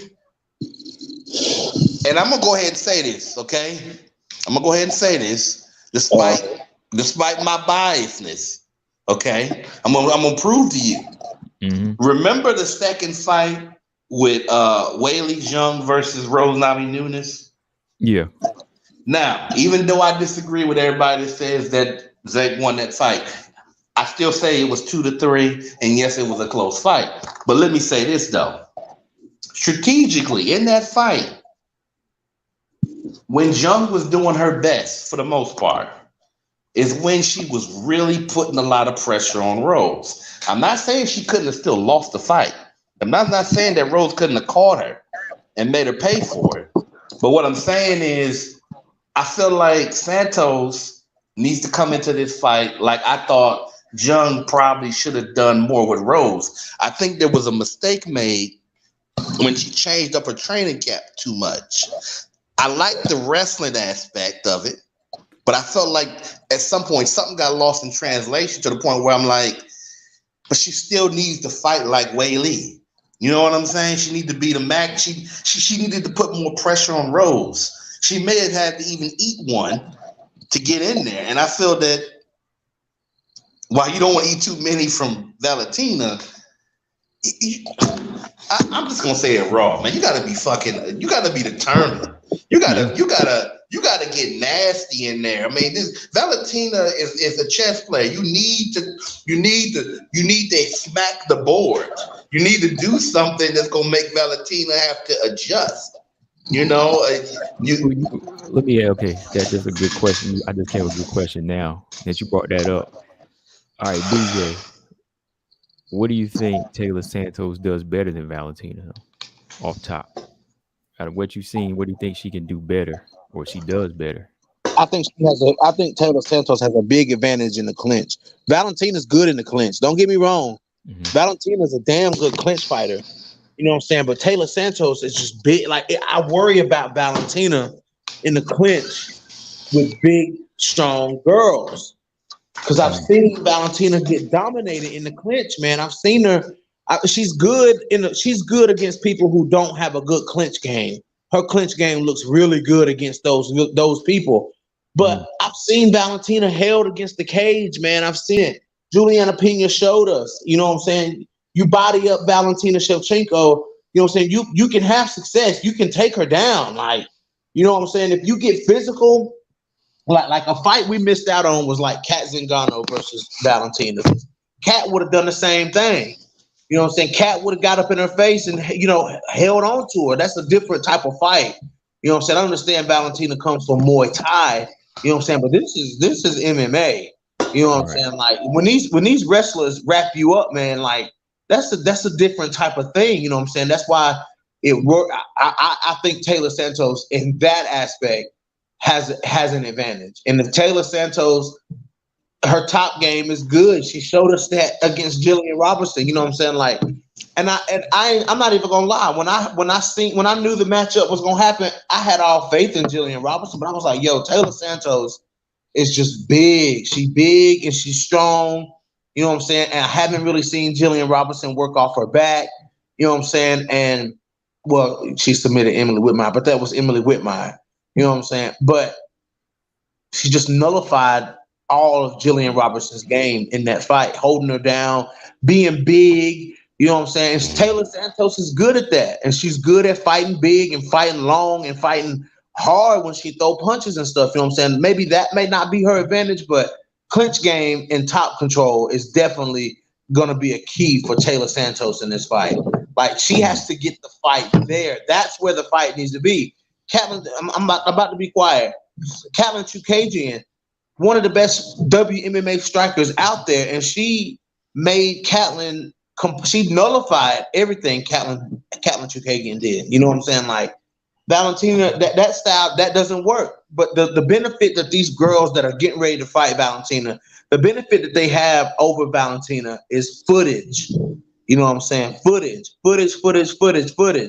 And I know people gonna say, "Oh, that you know what I'm saying? That Juliana Pena fight was so long ago." Well, people say the same thing about Juliana Pena versus, you know, talking about the Amanda Nunes versus Cat Zingano. Oh, that was so long ago, and look what happened. You know what I'm saying? Like it is what it is. You know, Taylor got to take a page out of Pena's book. Pena lost the fight, but you still got to take a page out of that book. So, yeah. Where else did you see like another fight too? Because I mean, you might have to do round by round on this one leading up to it, man. Like, you know, pull out one of them Valentina fights where you've seen her in the clinch. You know, I'm, you know, not disagreeing. I just saying off the top because, you know, I'm trying to go back and think. It's just she's been so dominant. Like I got to go back and see some more footage where she the thing is at flyweight, it's girls that's like more her size. Right. You know what I'm saying? So, you know, at banner, you know, Holly did a good job in the clinch against Valentina. And we're talking about Holly Holm. Yeah. You know what I'm saying? Holly held her against the cage. Sarah Kaufman has success in the clinch against Valentina. You know what I'm saying? So, you know, but you have flyweights that are the size of bantamweights, and Taylor Santos is definitely one of them. You know what I'm saying? You have those big flyweights, you know what I'm saying, that, you know, it's going to be damn close. You know, Taylor Santos is going to weigh a whole lot more than Valentina come fight night. She's going to be way bigger than Valentina come fight night. Taylor Santos probably touches 140 come fight night. You know what I'm saying? So, I mean, I'm gonna go back and watch that fight. I'm gonna go back and watch it. What do you think, Robert? Like from what you've seen for Taylor, what can she do that'll turn out to help her? Like what does she do to make it better? Relating somewhat to what BJ was saying, I was gonna say just overall punching power. I think that if it comes down to kicks, maybe Valentina got the advantage because she can generate a lot of power. But I think Santos has the power advantage. But the problem is getting to Valentina. So she might have to use. She don't get hit clean. Right. So you gotta like catch Valentina in close quarters. Okay. Here's the thing that I saw off of the Jennifer Maia fight, though she couldn't really capitalize on it. I noticed, and maybe there was another fight. If you can catch her off the break. Yes. Valentina is vulnerable. Mm-hmm. Now, you may not catch her solid, but if you got punching power, you might can catch her at the end of the punch and do something that might change things up. So There's two big places where you can catch Valentina. And like you said, one off the break. And when Valentina is like, she gets to in these moments where she's kind of stalemated in front of people. And that's how Joanna and Jennifer Maia was able to catch her with those kicks to the face. Because Valentina will charge, like she'll come forward, like she'll come forward. You know what I'm saying? And then you have to catch her when she's coming forward. You know what I'm saying? Like, and Joanna was able to time it beautiful. Like she caught Valentina in the face a couple of times, straight to the face. Valentina ate them things like pound cake, boy. But I mean, you know, but she caught her. You know, you got to catch Valentina in the offbeat. If she's in her rhythm, that's where the athleticism is going to come into play. What you say? I said that's where the athleticism gonna come into play for Taylor. Then, like if she can time Valentina herself, she can throw high kicks, she can throw head kicks. Oh, absolutely. You know? Now I want to piggyback real quick off something that BJ mentioned earlier, which was about the footage that is on Valentina. Right now, while that might only be one factor, I think it is significant. It could be because let's use an example when what's his name, Reyes. Fought John Jones. I already know the back and forth about that fight. But regardless of who you want to say won the fight, look at those first 3 rounds and look at what Reyes was doing. Everybody else was trying to hit John Jones with the head, in the head. It wasn't working because of his movement and his lift. He exploited his body. He found an area to consistently attack John Jones. He mixed in the kicks, the body kicks, and the body punches well in that fight. And that's one of the reasons a lot of people thought he should have won the fight because he was really working. He was really working. He really was working John Jones' body. So what I'm saying is, I'm not saying that in order for Taila Santos to win, she has to do something like that. But in the same vein of looking at footage, they need to find a space where Valentina is going to be there for the kick or the punch, or even maybe possibly for the takedown, because she does have vulnerable moments, but that window sometimes it's a little too short for her. It's like as soon as they see the window, Valentina closes it. Yeah. So you know, I mean, like really, it's like as soon as there's an opening, then all of a sudden it's gone. You know what I'm saying? So you know, it's weird. It's very weird. Very, very weird. Well, you know, that's like you gotta force her into it. Nunez started with the leg kicks first. You know, even in their first fight, you know, she was trying to go for what she can really capitalize on first. You know, like she was constantly trying to touch Valentina's leg, and I think that's one thing that kept the respect. You know, that's what kept Valentina in line a little bit with Nunez, not just the power, but them leg kicks as well. You know, so she wasn't just always head hunting. She was trying to go low. And I think that's what even Taylor's got to do. Taylor got to go in there and like really try to find a way to rough Valentina up. You know, if all you can get is leg kicks at first, kick the leg until Valentina got to do something different, then look for an opening. And then, you know, if you can get a few jabs in. But whatever you do in there with Valentina, you have to commit to it. Yeah. You know what I'm saying? Like, you have to, like, if it's going to be leg kicks, you got to beat her fucking legs up till she won't even think about throwing a kick. Like, to where she physically can't throw a kick. Like, you got to beat her legs up. If you're going to press Valentina, you got to continue to press Valentina. Like, if your game is clinch game, you got to stick at it. You got to go at it. You know what I'm saying? Like, you got to be committed to whatever it is that you're doing. You know, versus a lot of fighters go into a fight with Valentina with a lot of hesitation. You know what I'm saying? Chukagian fighting very hesitant, short punches, you know, just touching, you know, little leg kick, little pitter-patter leg kicks here and there. Chukagian wasn't committing to anything. Like, we didn't see that confident Chukagian is dancing around throwing jabs and long 1-2s. Like, we wasn't seeing that. We just weren't seeing it. The only way I think you can beat Valentina. You got to find a way to make her just way more passive than she wants to be. You got to make her passive. You got to make her think about every other, like, it's not enough for her to think about every move. You got to make her think about every other move that potentially, somehow, you know what? I might can do that counter, but I'll be left so open. You see what I'm saying? Valentina is very defensively responsible, and that can be turned against her. But you got to be good enough to exploit that, though. That's the problem. That's why I keep saying that. Combo, that's why I keep saying, dude, one of these grapplers, you know what I'm saying, with the timing, with they time the takedowns and stuff perfectly, man, they can do it. They can do it. They time it perfect.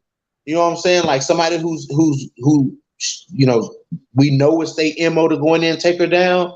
You know what I'm saying? Like, it's all about timing, man. Valentina throws something, they catch it, whatever.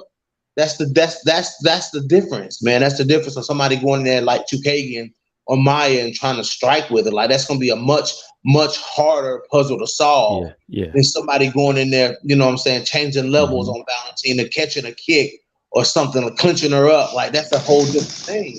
Bring Valentina into your world. Stop trying to quit trying to step into her world. Bring her into your world. You know, that's a good point you brought up, because you've been saying about these grapplers, but that's a good question. Like, how do you see Valentina getting dealt the loss? Like, do you see her getting stopped or submitted first? I don't see her getting stopped, because Valentina, she's tough, dude. Like, she's tough and she's determined to win. I see Valentina losing unless it's somebody. Let's say Jillian Robinson goes on a 3-fight, you know what I'm saying, up the rankings, 3-fight finishing streak. You know what I'm saying? And she's ready to fight for the title. You know what I'm saying? Somebody like that, somebody like Robertson, or somebody that really goes for the finish, maybe they could pull it off. You know what I'm saying? But, you know, somebody else, I see more like a decision, like holding her down, you know what I'm saying, clinching her up and just, you know, nullifying her and beating her to a decision. You know what I'm saying? It's got to be in order for Valentina to be finished, it's got to be like a legit finisher. You know what I'm saying? It's got to be like somebody who the finish is what they're known for. You know what I'm saying? Like, that's what we got to, that's the only type of people that would finish her. Do you think that this fight being 5 rounds is going to be a problem for Taylor Santos? Did I hear somebody say that Taylor Santos's cardio was suspect? Yeah, you did, Ulysses. I mean, is it suspect, though? I don't know. When I see bad cardio, I have to say Araujo and Claudia, but like Santos, I can't really say it's her cardio. Maybe it's her pacing, but I think she has decent cardio. I didn't see her gassed in the Jillian fight or even the Roxanne fight. I mean, if she's not taking no damage, I can't see her gassing in the 4th round or nothing like that. Or even, like, she'd have to be... The reason I don't think that I mean, look at all the wrestling she was doing with, who was it, Rox? Didn't she wrestle Roxy, and didn't she wrestle Jillian? I don't think so. I mean, she seems to do well against the wrestlers, so I don't understand. I'm saying Valentina had to be really doing something. Like, okay, I know the wrestling cardio is different, the striking cardio, but when you combine them, I think she has solid cardio, at least solid cardio, considering her size and the way that she fights and the type of fighters that she's been exposed to. So I don't know. I don't think her cardio is necessarily bad, but I will say this. And anybody, you know, regardless how you feel about Valentina, I will say this. I've been meaning to talk about this. You know, they've been talking about, you know how you've been seeing fighters going up and down with their weight and whatnot?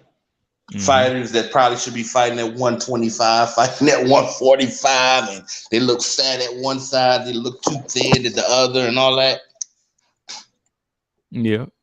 Yeah, well, Valentina, I'm convinced that Valentina has some type of cheat code, because there's a video that I did where I got a picture of Valentina. I'm like, Valentina can eat. I don't get it.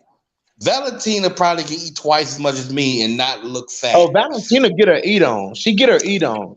She You know what I'm saying? must But the thing have. about Valentina, she's constantly in shape. She constantly doing stuff though. I don't understand. But listen.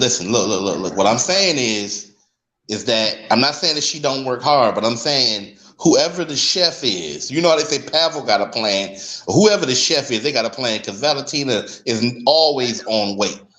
You know, it remind me of you remember Combo, you remember what his name? Marvin Harrison, the receiver? Yeah.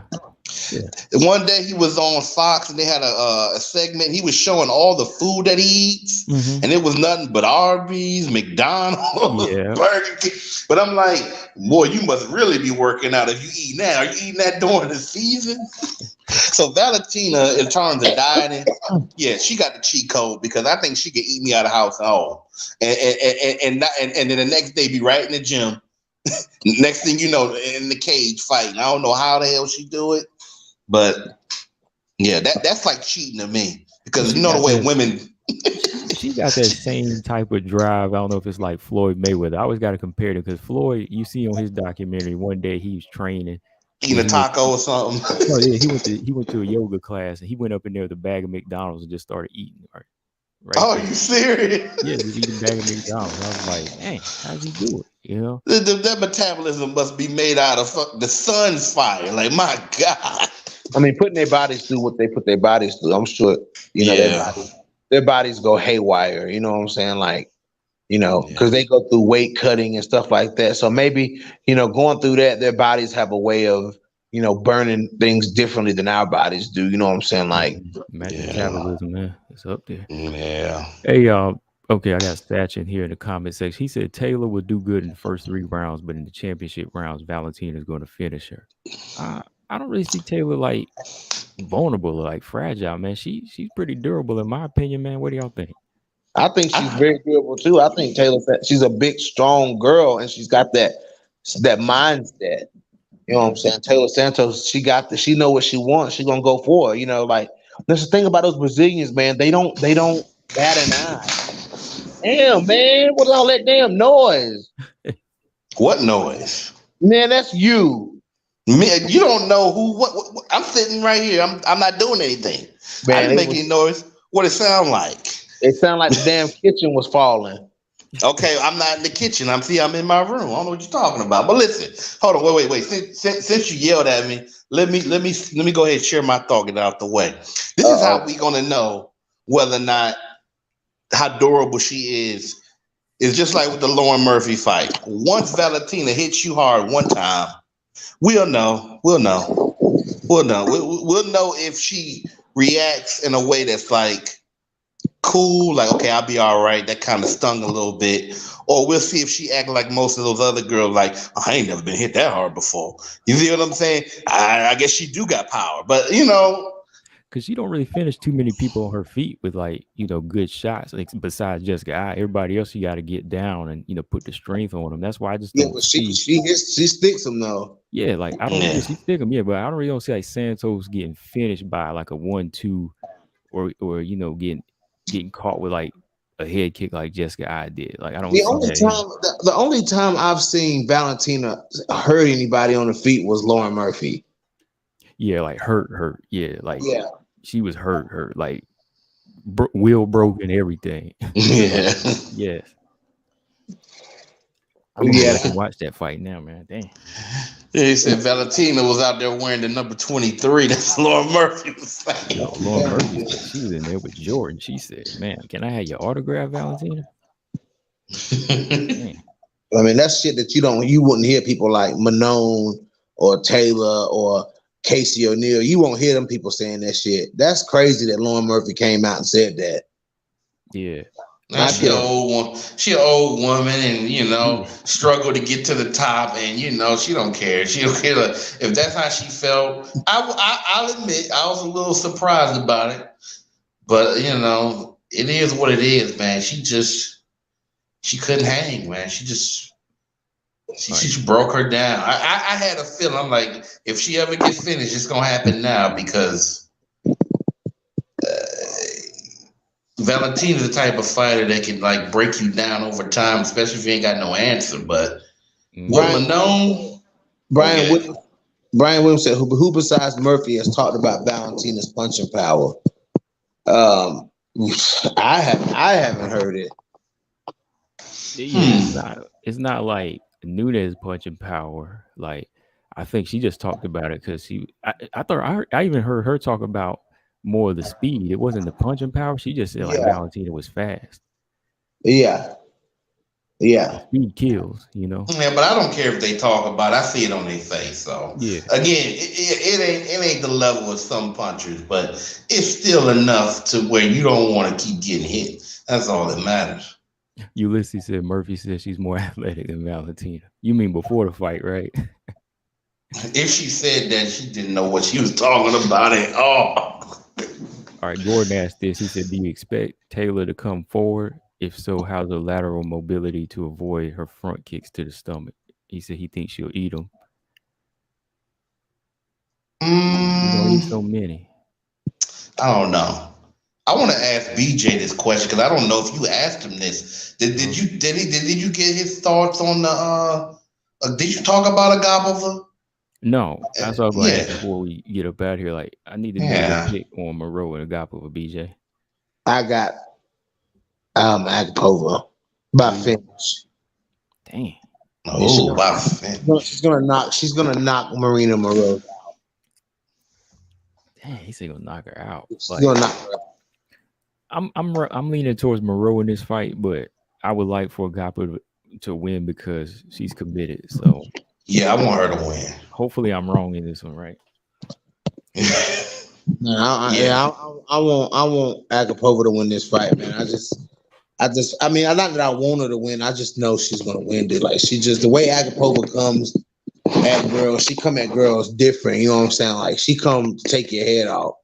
You know what I'm saying? And she's long. You know what I'm saying? And she got reason behind it with Moroz talking all of that shit. So, um, yeah, I just think that Agapova gonna punish her. Like I feel like really the last few girls that Moreau been matched up with, they always gonna punish her. You know what I'm saying? Like Agapova gonna punish her. De La Rosa would have punished her. Who else was it? Was it Taylor? Taylor. Yeah, Taylor would have punished her. Like But that fight with Bueno Silva, she was getting punished in parts in that fight. Remember that fight? Yeah, yeah, she had That a was yeah. a big cut hard on her fight. head. She was getting beat up in that fight a little bit. That's why I think Agapova has a good chance of beating her. Like I think with the experience and some of the skill sets, I can understand why people would want to go with Marina Moroz, but I don't have that confidence in her right now. I don't. Some reason, something telling me she might come into this fight. She might. I don't know. She might get dominated. I don't know, I man. thought you I about don't to say she was know. gonna walk out. He said, "Walk out." Talk about walk out the arena. Talking about she. No. Walk out the locker. Don't even get out the locker room. Be like, nah, I'm pulling out. Man. I shouldn't have said that shit. I'm getting out of here. Oh, Marina versus Yanzana. Who you got, BJ? Oh, I got Marina Rodriguez. Oh, you got Marina. Okay. Yeah, I got Marina Rodriguez, dude. I gotta start respecting Marina Rodriguez a little bit more. Like, Yeah, man. Yeah. she fought. But the problem with Marina Rodriguez is that she fought Carla Esparza and then she fought Mackenzie Dern. You know what I'm saying? So she fought. Y'all know how I am. I have to root for my girls. You know what I'm saying? But what she did to Karate Hottie. You know what I'm saying? What I've seen. What she did to Mackenzie Dern. What she was doing to Carla Esparza. You know what I'm saying? Like you gotta respect her hands. Like you gotta respect Marina Rodriguez will fight anybody. I'm just gonna Yeah. put that out. Like she'll fight anybody, and I like that about her. She's a dog. Like Marina Rodriguez is a dog.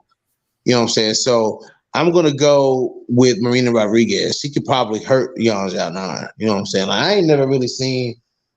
I haven't really been like super impressed with Yanzana anyways. You know what I'm saying? Like, I Yeah. mean, she's good. She's all right. You know what I'm saying? But I mean, when they tried to put her in there, against Carla, you know what I'm saying? Carla was like, wait a minute, hell nah. Like, You know what I'm saying? Like I'm elite. I'm gonna show you what elite is, y'all. Xiaonan. Like I'm gonna show you.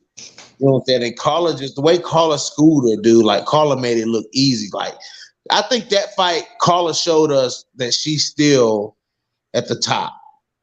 You know what I'm saying? Like she showed us in that fight, turning away Yanzana, who was on a tear before she fought Carla, right?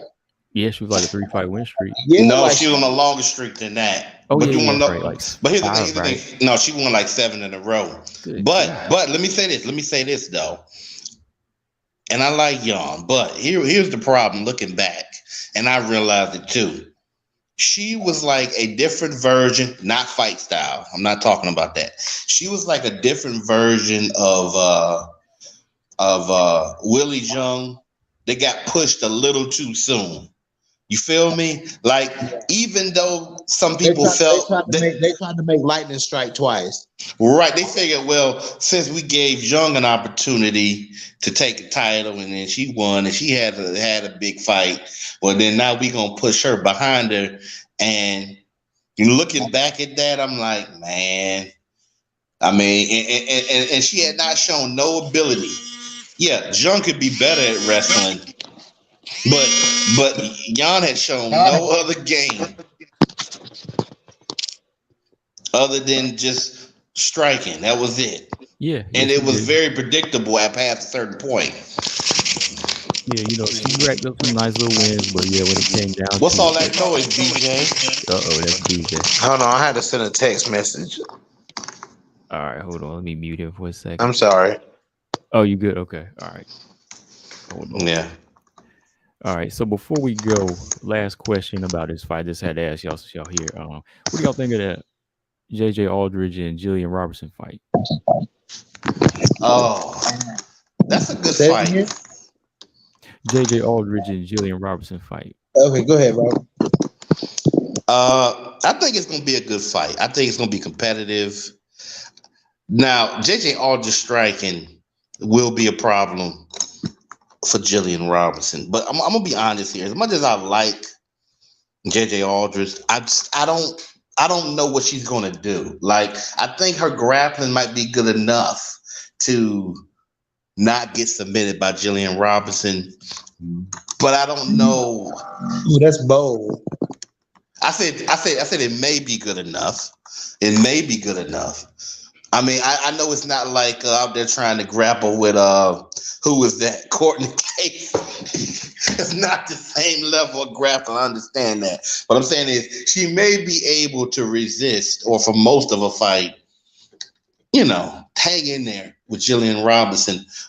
Because, and I think part of it is that, she got a little bit of size. I mean, but Jillian's a big girl too. So I'm giving Jillian the edge on the ground, but I can't say that it's automatic. Like Jillian gonna really have to work for it. At least of late, it seems like that. Now she could go in there and just be like a Jillian Robinson fight where she take you down and then it's it. I don't know, but I'm picking JJ because I think she's strong enough to keep. If she can stay off the fence, if she could stay in the center of the octagon, she can outwork Jillian Robinson.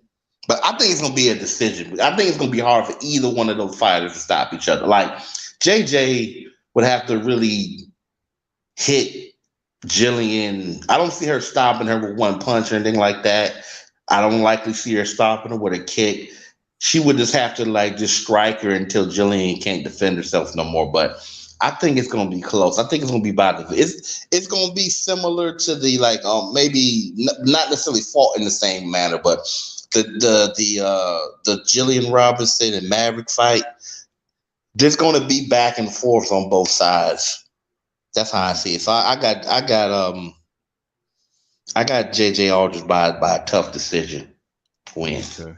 Yeah, I know BJ. He got Jillian getting the submission win, right? Like in the first round. I don't know. This is the thing about Jillian Robinson. Jillian she'll strike with you. Like she'll come out and she'll play that game with you. You know what I'm saying? And because JJ Aldridge, I'm sure her MO is her plan is not to go in here and fight on the ground with Jillian Robinson. Like I know that's not her That can't be her. Can't be her thing. You know what I'm saying? So she's probably going to strike with Jillian Robinson. And girls who try to take Jillian Robinson's head off, those are the ones that fall right into Jillian Robinson's trap. You know what I'm saying? They fall right into this trap that she sets these girls. You know what I'm saying? These girls get comfortable on the feet. They land a few shots on Jillian. That's what happened to Courtney Casey. She landed a few shots on Jillian Robinson, and she got confident in her hands. And then the next thing you know, Jillian's taking her down. You know what I'm saying? I think Jillian Robinson will play that. I don't think JJ Aldrich is smart enough to not get pulled into you know what I'm saying, a trap that is set by Jillian Robinson. Jillian Robinson, whether her striking is good or not, Jillian Robinson is a pressure fighter. She comes forward. You know what I'm saying? She heard you behind that black line. And when you get behind that black line, she's shooting for a takedown. You know what I'm saying? I mean, it is what it is. That's what she does. You know what I'm saying? And it'll only be a matter of time before Robertson gets her down. You know what I'm saying? And once Robertson gets her down, JJ Aldrich will not have an answer to Jillian Robinson on the ground.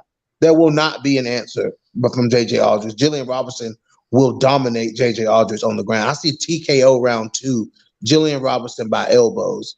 TKO or those hard punches on the ground, because Jillian Robinson on the ground, her punches land hard. On the feet, punches are good on the ground. They are really good on the ground. Good on the ground, but when on the feet, I'm like, yo.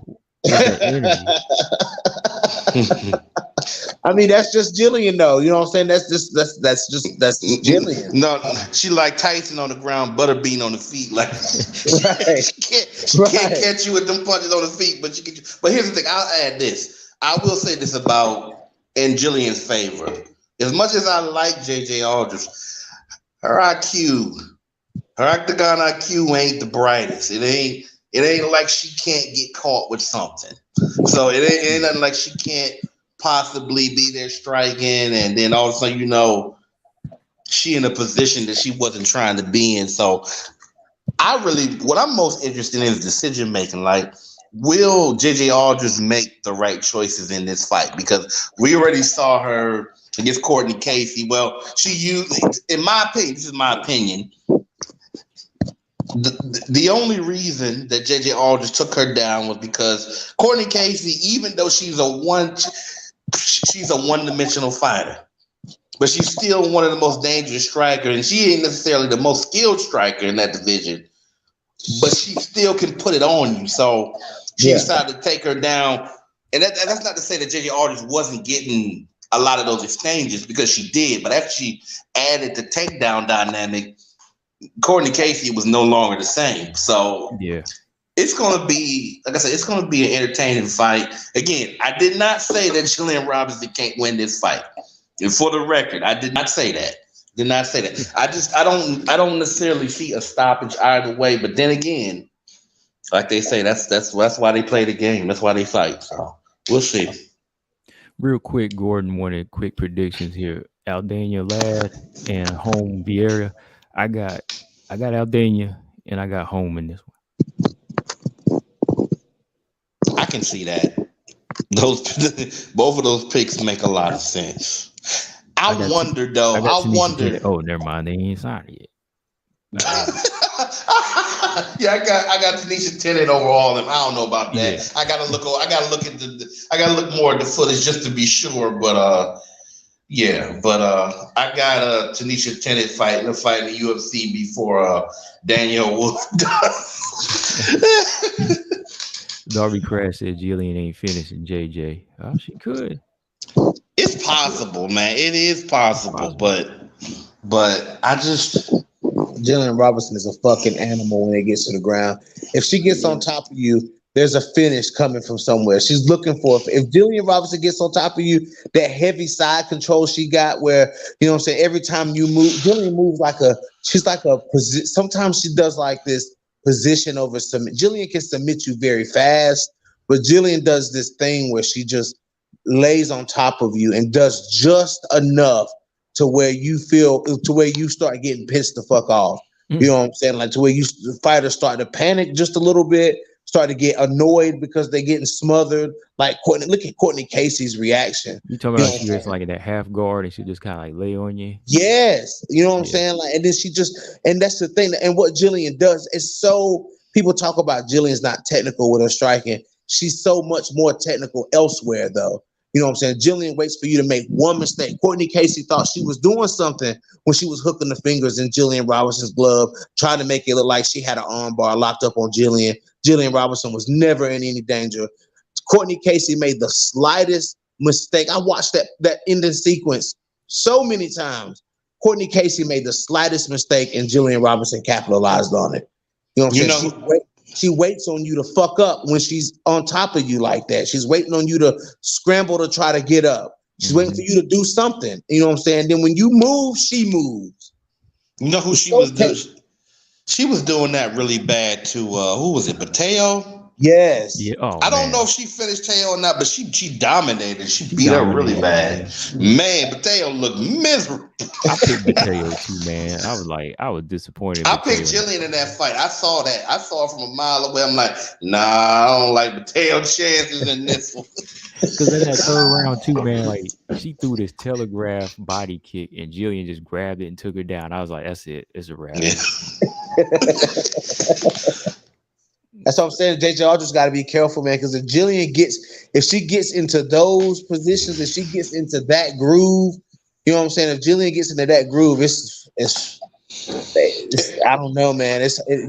Not too many girls get out of that. Well, I see where you're coming from with it now, because like Jillian's more committed to her one thing than JJ's committed to right. Hers, if that makes sense. Like Jillian can do, so JJ can do a little bit of everything, but she's still not committed as Jillian is with the ground.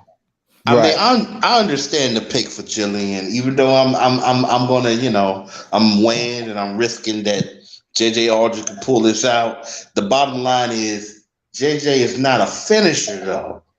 So that means by not being a finisher, you automatically not as committed as the next opponent who is. So it's like, which one is going to prevail, But definitely, if Jillian is in trouble, she's less likely to get finished. But if JJ in trouble, I'm not saying she's going to get finished, but she had high risk.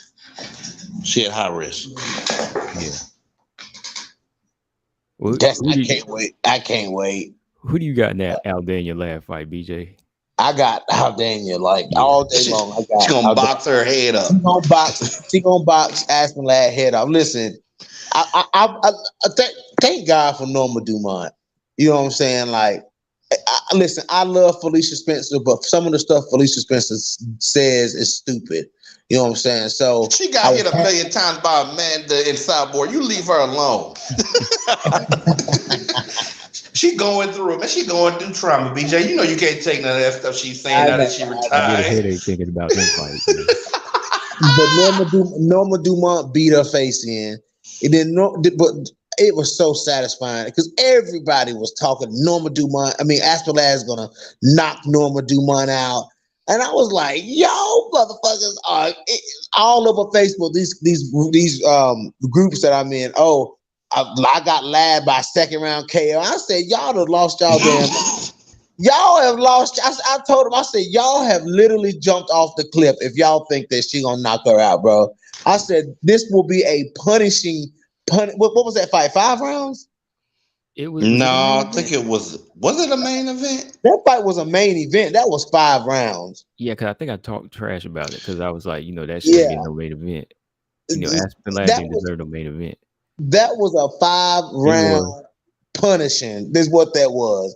Well, why did everybody try to say that fight was boring? I mean, for who? Was it boring for Aspen Ladd fans? And that's what it was boring for Aspen Ladd fans. So Norma Dumont put that heat. I got to ask you, and in that next fight, I got Holly Holm to win that fight. I got Holly to win that fight. But y'all, how bad Norma gonna beat Macy Chiasson, yo? Oh man, I'm ready. How bad is Norma gonna punish Macy Chiasson? I think she gonna punish her. Take a page out of Rocky's book, man. I mean, Rocky. Wow, man, Rocky put it on her, man. Man. But we're not talking. I don't think we're talking enough about Norma Dumont's level of striking.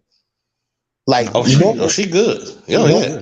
Norma Dumont is a high level striker. Like, I keep forgetting the discipline. It's a discipline that I had never heard of until I had done research on Norma Dumont.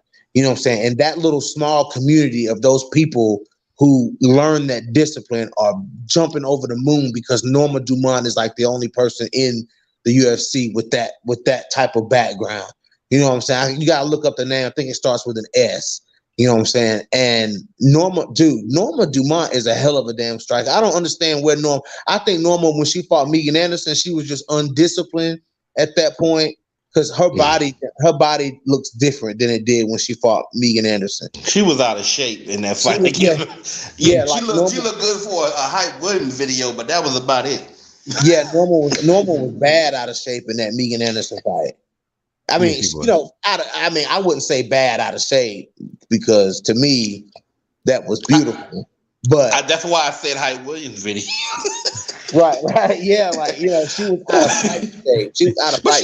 But she looked decent in all her fights. But I know what you mean. There's a fight body type structure that every fighter got to fit a body shape for their fight, body. So it's like, but. BJ, that's what it is. Bluebird said Norma's base skill is Sonda. Yeah, that's what is that what it was? That's what he said. I guess he knows. I don't know what it is because I know Sonda is not. Yeah, it's Sonda. Yeah, that's it. Sonda. Yeah, that's it. But I'm sure that it's not the only fighter because a couple of people are supposed to. You know what? I'll look it up first to make sure. But I thought a few other fights. Maybe she's the only woman that does it. I don't know. Yeah, good. I thought a couple of them mixed Sonda in their game. I thought, Yeah, Donovan said he got Macy Chase on winning against Norma. Look, I like Macy. Look, I was just disappointed with that last performance, though, man. Like, really. I was high on it, too. Yeah, I was mean. I was laughing about it because. Oh wow! No, seriously, I never been. Okay, listen. I respect the prowess, but I never been a big fan of hers. And she talked a lot of trash. I mean, from like she's very. How can I say outspoken, right? Which is in itself not a bad thing, but like. How you gonna go at Aspen Ladd? Even how I feel about Ladd sometimes, but how you gonna go at Aspen Ladd missing weight, then you miss weight, and then you lose to a bantamweight right convincingly. You get stopped. Like you got to be quiet until your next win. I don't want to hear nothing. Believe me, I felt the same way after that fight, man. That's when I saw it. I was like, okay. Robot Chicken's been talking. I was like, I think I see what he's talking about now. Because Robot Chicken's been going on record, said he ain't feeling her. I was like, okay. I said, we'll see. But now I'm like, okay, I think I see what you're talking about. She never should have fought at 135. She should have stayed at 145 and then just focus on making weight. But oh well, that's all. It's hard to see Macy beat Norma though. I feel like Norma's looked like more of a killer than Macy has. Yeah, as of lately, she has. Like Macy in 2018, I guess maybe the competition in the Tough House, she looked like a killer then. Yeah, I would say the Macy that beat Leah Letson and Panny Kianzad, she looked more like a killer. I think that Norma Dumont is more athletic too than Macy. I think Macy got the size, but I don't think she moved the same way. I don't know. Macy at 135 has never been impressive though. But yeah, y'all. I don't think she got. What is all that noise? Oh, is that BJ? That's BJ. That ain't me. Yeah. Hold on, I had to mute him. There you go. What happened? I think your phone is echoing, man. That's how I had to mute you. Okay, how does it sound now?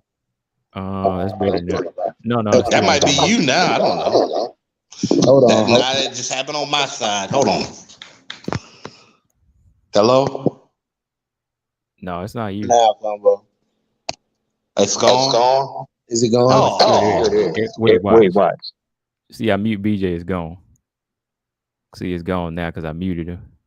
Okay, mute me and then bring him back and see what happened. All right, hang on. Hold on. Wait a minute. All right. All right, let's see here. But shoot, man, yeah, we've been on here for a minute. I mean, that's pretty much all I Is got. that better? Yeah, that's better. Yeah. Okay. But shoot, yeah, we've been on here for a minute, though. I mean, that's pretty much all I got, guys. But what y'all final thoughts on what's coming up this weekend, man? I'm excited that we got at least 2 good fights. You know, Jessica, I had to make sure we don't get 3, premium WMMA fights on one card. Yeah. You know, that streak is just going to continue until until somebody decides to step up and not duck out. Like I said, I got Marina Rodriguez, and I got Agapova winning, and some good fights coming up. So I'm excited. Look, I'm gonna say that if Jillian wins her fight, she need to call out Jessica I next. That would be beautiful. That would be almost like some divine justice. That is like somebody. Go ahead. No, I was just saying, if somebody, calls her out after she gets away with ducking another fighter, that would really make Jessica I look bad if she don't take that fight. Mm-hmm. I would say either call out. Yeah, I would say call out Jessica I or Andrea Lee, whoever, or, you know what I'm saying? If Andrea Lee win her fight or whatever, run that smoke back with Andrea Lee. BJ just wants to see Andrea Lee get that whooping, man. I want to see Robinson choke her to sleep, bro. I want to see it too. I know Gordon in the chat, he gonna be like, "Why y'all always talking about Andrea?" I'm like, "Yo, hey man, that's just me, man." Yeah, man, we gotta get her knucklehead self. She don't want to fight. She don't want to fight for a title anyway right now. Let her fight somebody else. What about chicken wings? I'm sleeping on PFL this week because Jesselyn Michelle was supposed to do an interview with me 3 years ago. You know what I'm saying? I asked her to do an interview 3 years ago, and she said, I don't really do interviews like that. I'm like, bitch, I ain't gonna say nothing like that. But I was like, I saw you on King of the Cage. Like, you're fighting at King of the Cage. You know what I'm saying? That's why I first saw you at. And then now that she is doing PFL and going pro, he hit me up and goes, "Hey, I'm down to do that interview." What? Hell, 3 years later. No hey, wait. Hey, Combo, why is it that these fighters, when they be fighting in organizations where the main sponsor is Roscoe's Chicken, they don't want to do no interview with you when you ask them 13 times, but all of a sudden, oh yeah, well my management ain't really pushing me like that. So can some of your crew, can y'all? You doing interviews with the chicken and the tinfoil and everything. Now you trying to play it? No, man. Shoot. After 3 years, she goes, "Hey, I'm still down to do an interview." Man, that was 3 years ago. You know what you say? You made me wait 3 years. I'm gonna make you wait another 3 years before I even think about it. Hold on, I'm trying to find. What was her name again, BJ? Jesselyn Michelle. She's fighting in that PFL lightweight tournament. Okay, yeah, I see her, Jesselyn Michelle. Okay. Yeah, I mean, next show, y'all, when we get back on it, we're gonna talk about that. Because I mean, you say you don't do interviews, well, you don't want to make money. You know what I mean? Like, that's a big part of the fight game. Right. You know what I'm saying? I could have had our little circle of people paying attention to her. You know what I'm saying? Yeah. Oh shit, that's the girl BJ interview. Let's watch her and see what she do. You know what I'm saying? On top of that, you haven't fought since 2019. You won a 2 fight. You undefeated, but you've been inactive for 2 years. So it's like who knows you? Right. Who knows Jessamine? She trained with Roxanne Modafferi though. So she thinks she thinks she's famous. She do train with Roxanne though. And See we know that Roxanne's nobody know like, about Roxanne other than the say you see hardcore, so Roxanne's that don't like make no tackle sense. dummy or something. What you say, Combo? Don't get me started, man. You see, I said you see Roxanne's like ground and pound dummy. That's what yeah, that's what I'm saying. Like, it's because she was like, nah, I don't do interviews about MMA. You know what I'm saying? Like, I ain't, you know what I'm saying? Like, I'm trying to go to WWE. That's what she was saying. Like, Mm. you know what I'm saying? Like, I want to be in WWE, and now all of a sudden, oh, now you back on MMA now. Now you need everybody else street cred to pump your career up. But let me say, I gotta say this before we go. Combo breaking 90. Combo, I want to say something to you real quick. Like, I've made it my mission.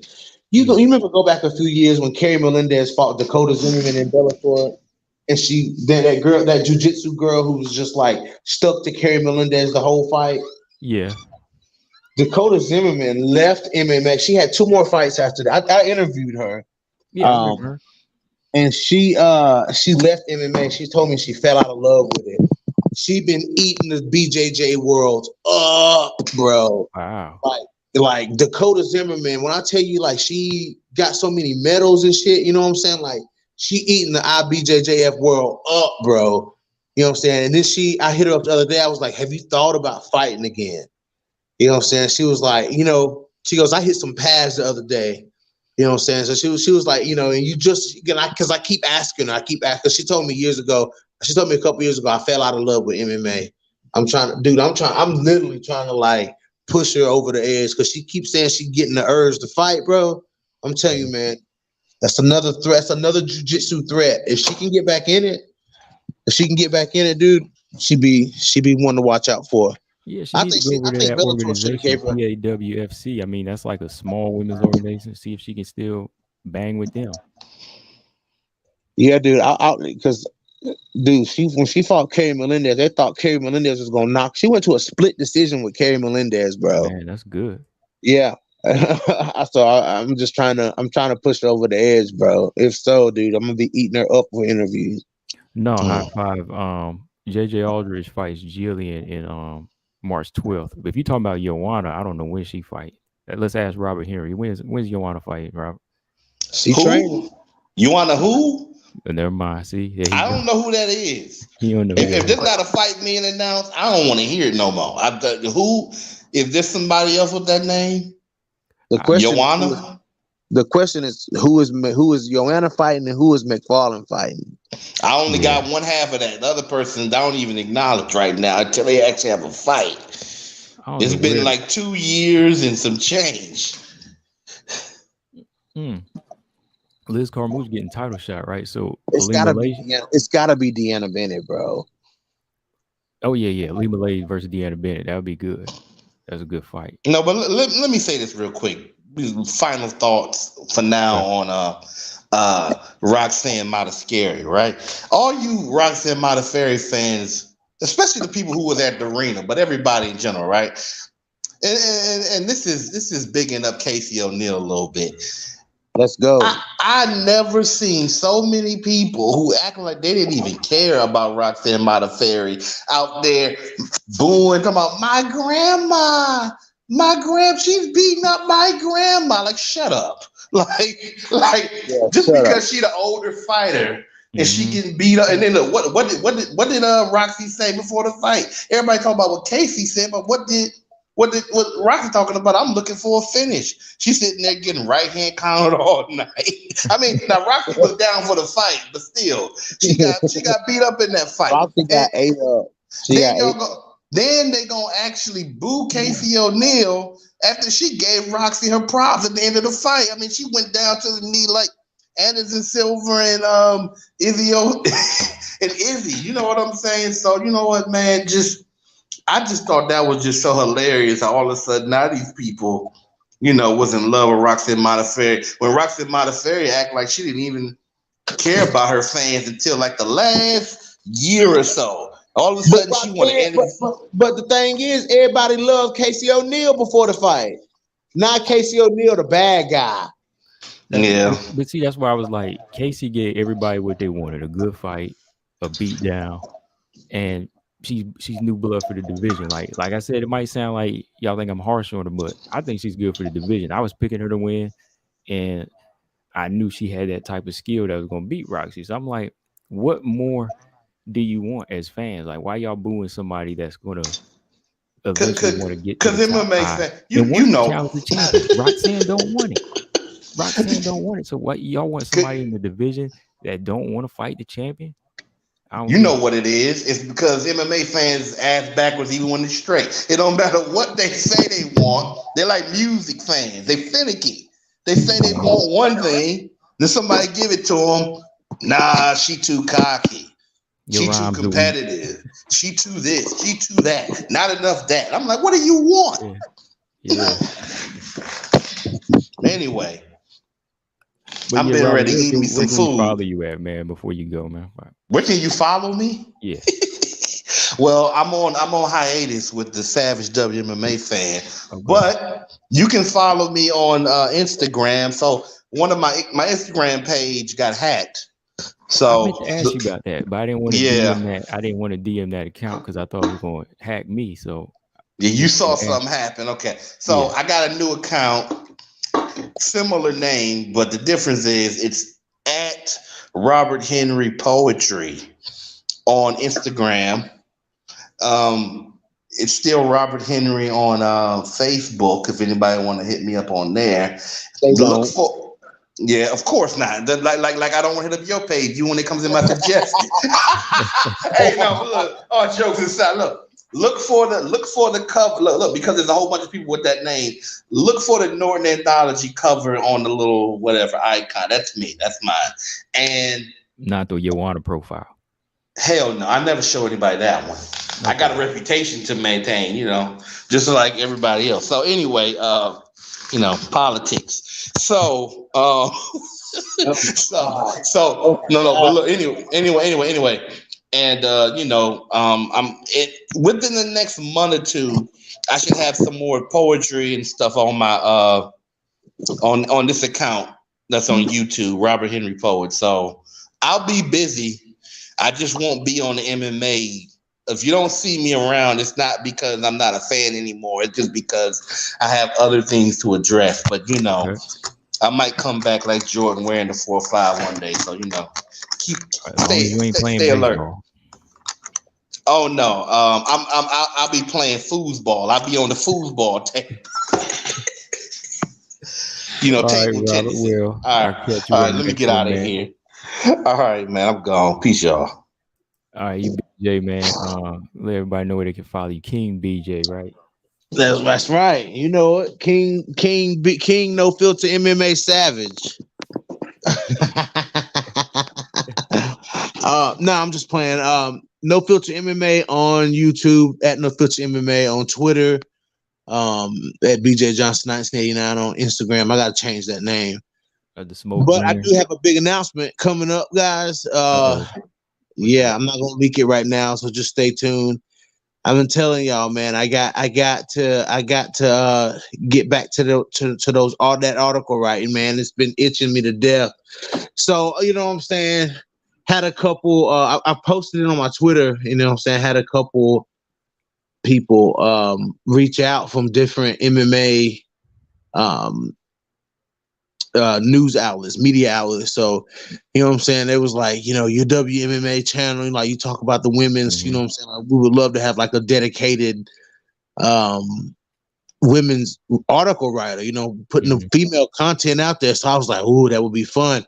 So right now I'm just trying to weigh it in my head, you know what I'm saying? Well, number one, look, let me go ahead and tell you, they need you to do that because some of these articles I'm reading when I'm doing videos, I'm struggling with grammar, man. I'm struggling with all of that. Yeah. I can write, man. Yeah, because he was like, send me some of what you, it was like send us some of what you've written before. Send it to him. Like, man, that's a well-written article. Like, you know what I'm saying? I'm like, yeah. It was like, man, you got passion behind it. I'm like, yeah, you know what I'm saying? Like, I love doing it. I never did it before. I did it for Bloody Canvas. You know what I'm saying? So I'm see what I'm gonna join up with one of them here soon. So I'll let y'all know which one that'll be the announcement. So All right. yeah, And yeah. you got an interview coming up, right? Yeah, I got 2 interviews this weekend, guys. I've got Pam Sorensen will be live at 4:30 p.m. Eastern on No Filter MMA this Saturday, guys. I got to get with Pam. Pam, like I said, Pam is not vocal. She don't say a whole lot. You know what I'm saying? She's a person of very, when you look at Pam's social media, it's 100% about her dogs and what she's It's my eating and stuff. that's my favorite page. Pam's got she's got the favorite page. I love her Yeah, dog. like Pam got like I love Pam, and one thing about Pam too, she's very interactive. Like if you comment, Pam Mhm. comment right back. If I Mhm. send Pam an inbox, she inbox right back. You know what I'm Yeah. saying? Like you know what I'm saying? Like Pam Sorensen is a little different than a lot of other fighters. Even Jillian, like I've got access to Jillian Robinson, but you know what I'm saying? I feel like Pam is more like on a personable level. You know what I'm saying? And Yeah. Pam was very vocal about Kat Zingano pulling out of this fight with her. You know what I'm saying? She was very Mm. upset about that. And I hit her up. I said, let's talk about it. She said, I'm down. You know what I'm saying? So, and then my other one, I had to reschedule with John Lucy, you know what I'm saying? Amateur upcoming fighter. You know what I'm saying? So I'm going to, do him this Saturday as well. But yeah, check out Pam Sorensen, 4:30 p.m. Eastern this Saturday.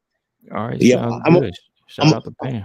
I'm going to make it quick though, because, the fight's getting ready to be on, the fights will be coming on soon. So that's Yeah. kind of be like our intro into the card. So yeah. All right, yeah. Well, I'm gonna be there. I'm gonna be there in the chat, especially with Absolutely. Pam. I gotta ask about the dogs like I do. Yeah. I'm telling you, bro. Pam and her dogs, bro. All right, man. But I'm gonna catch you in the next week, BJ. I probably won't be on live till next week, and I need somebody. I gotta bring smoke next week. I think, man, Hey, bro, I'm always here for it, bro. because I got to bring smoke on a situation. I think you won't disagree on. I'll let you know. I'll let you know. I ain't gonna get you Okay. started yet. Okay. Okay. I got you. All right, man. But you be easy, BJ. All right. Peace out, bro. Later, man. All right, y'all. But that's it for me. Like always, make sure y'all hit the like button. Make sure y'all subscribe if you haven't. And if you missed the live stream, go back and listen to it. Good conversation with Robert Henry and BJ. Make sure y'all subscribe to them. Like always, Combo Breaker 99. I am out. Subscribe. Peace.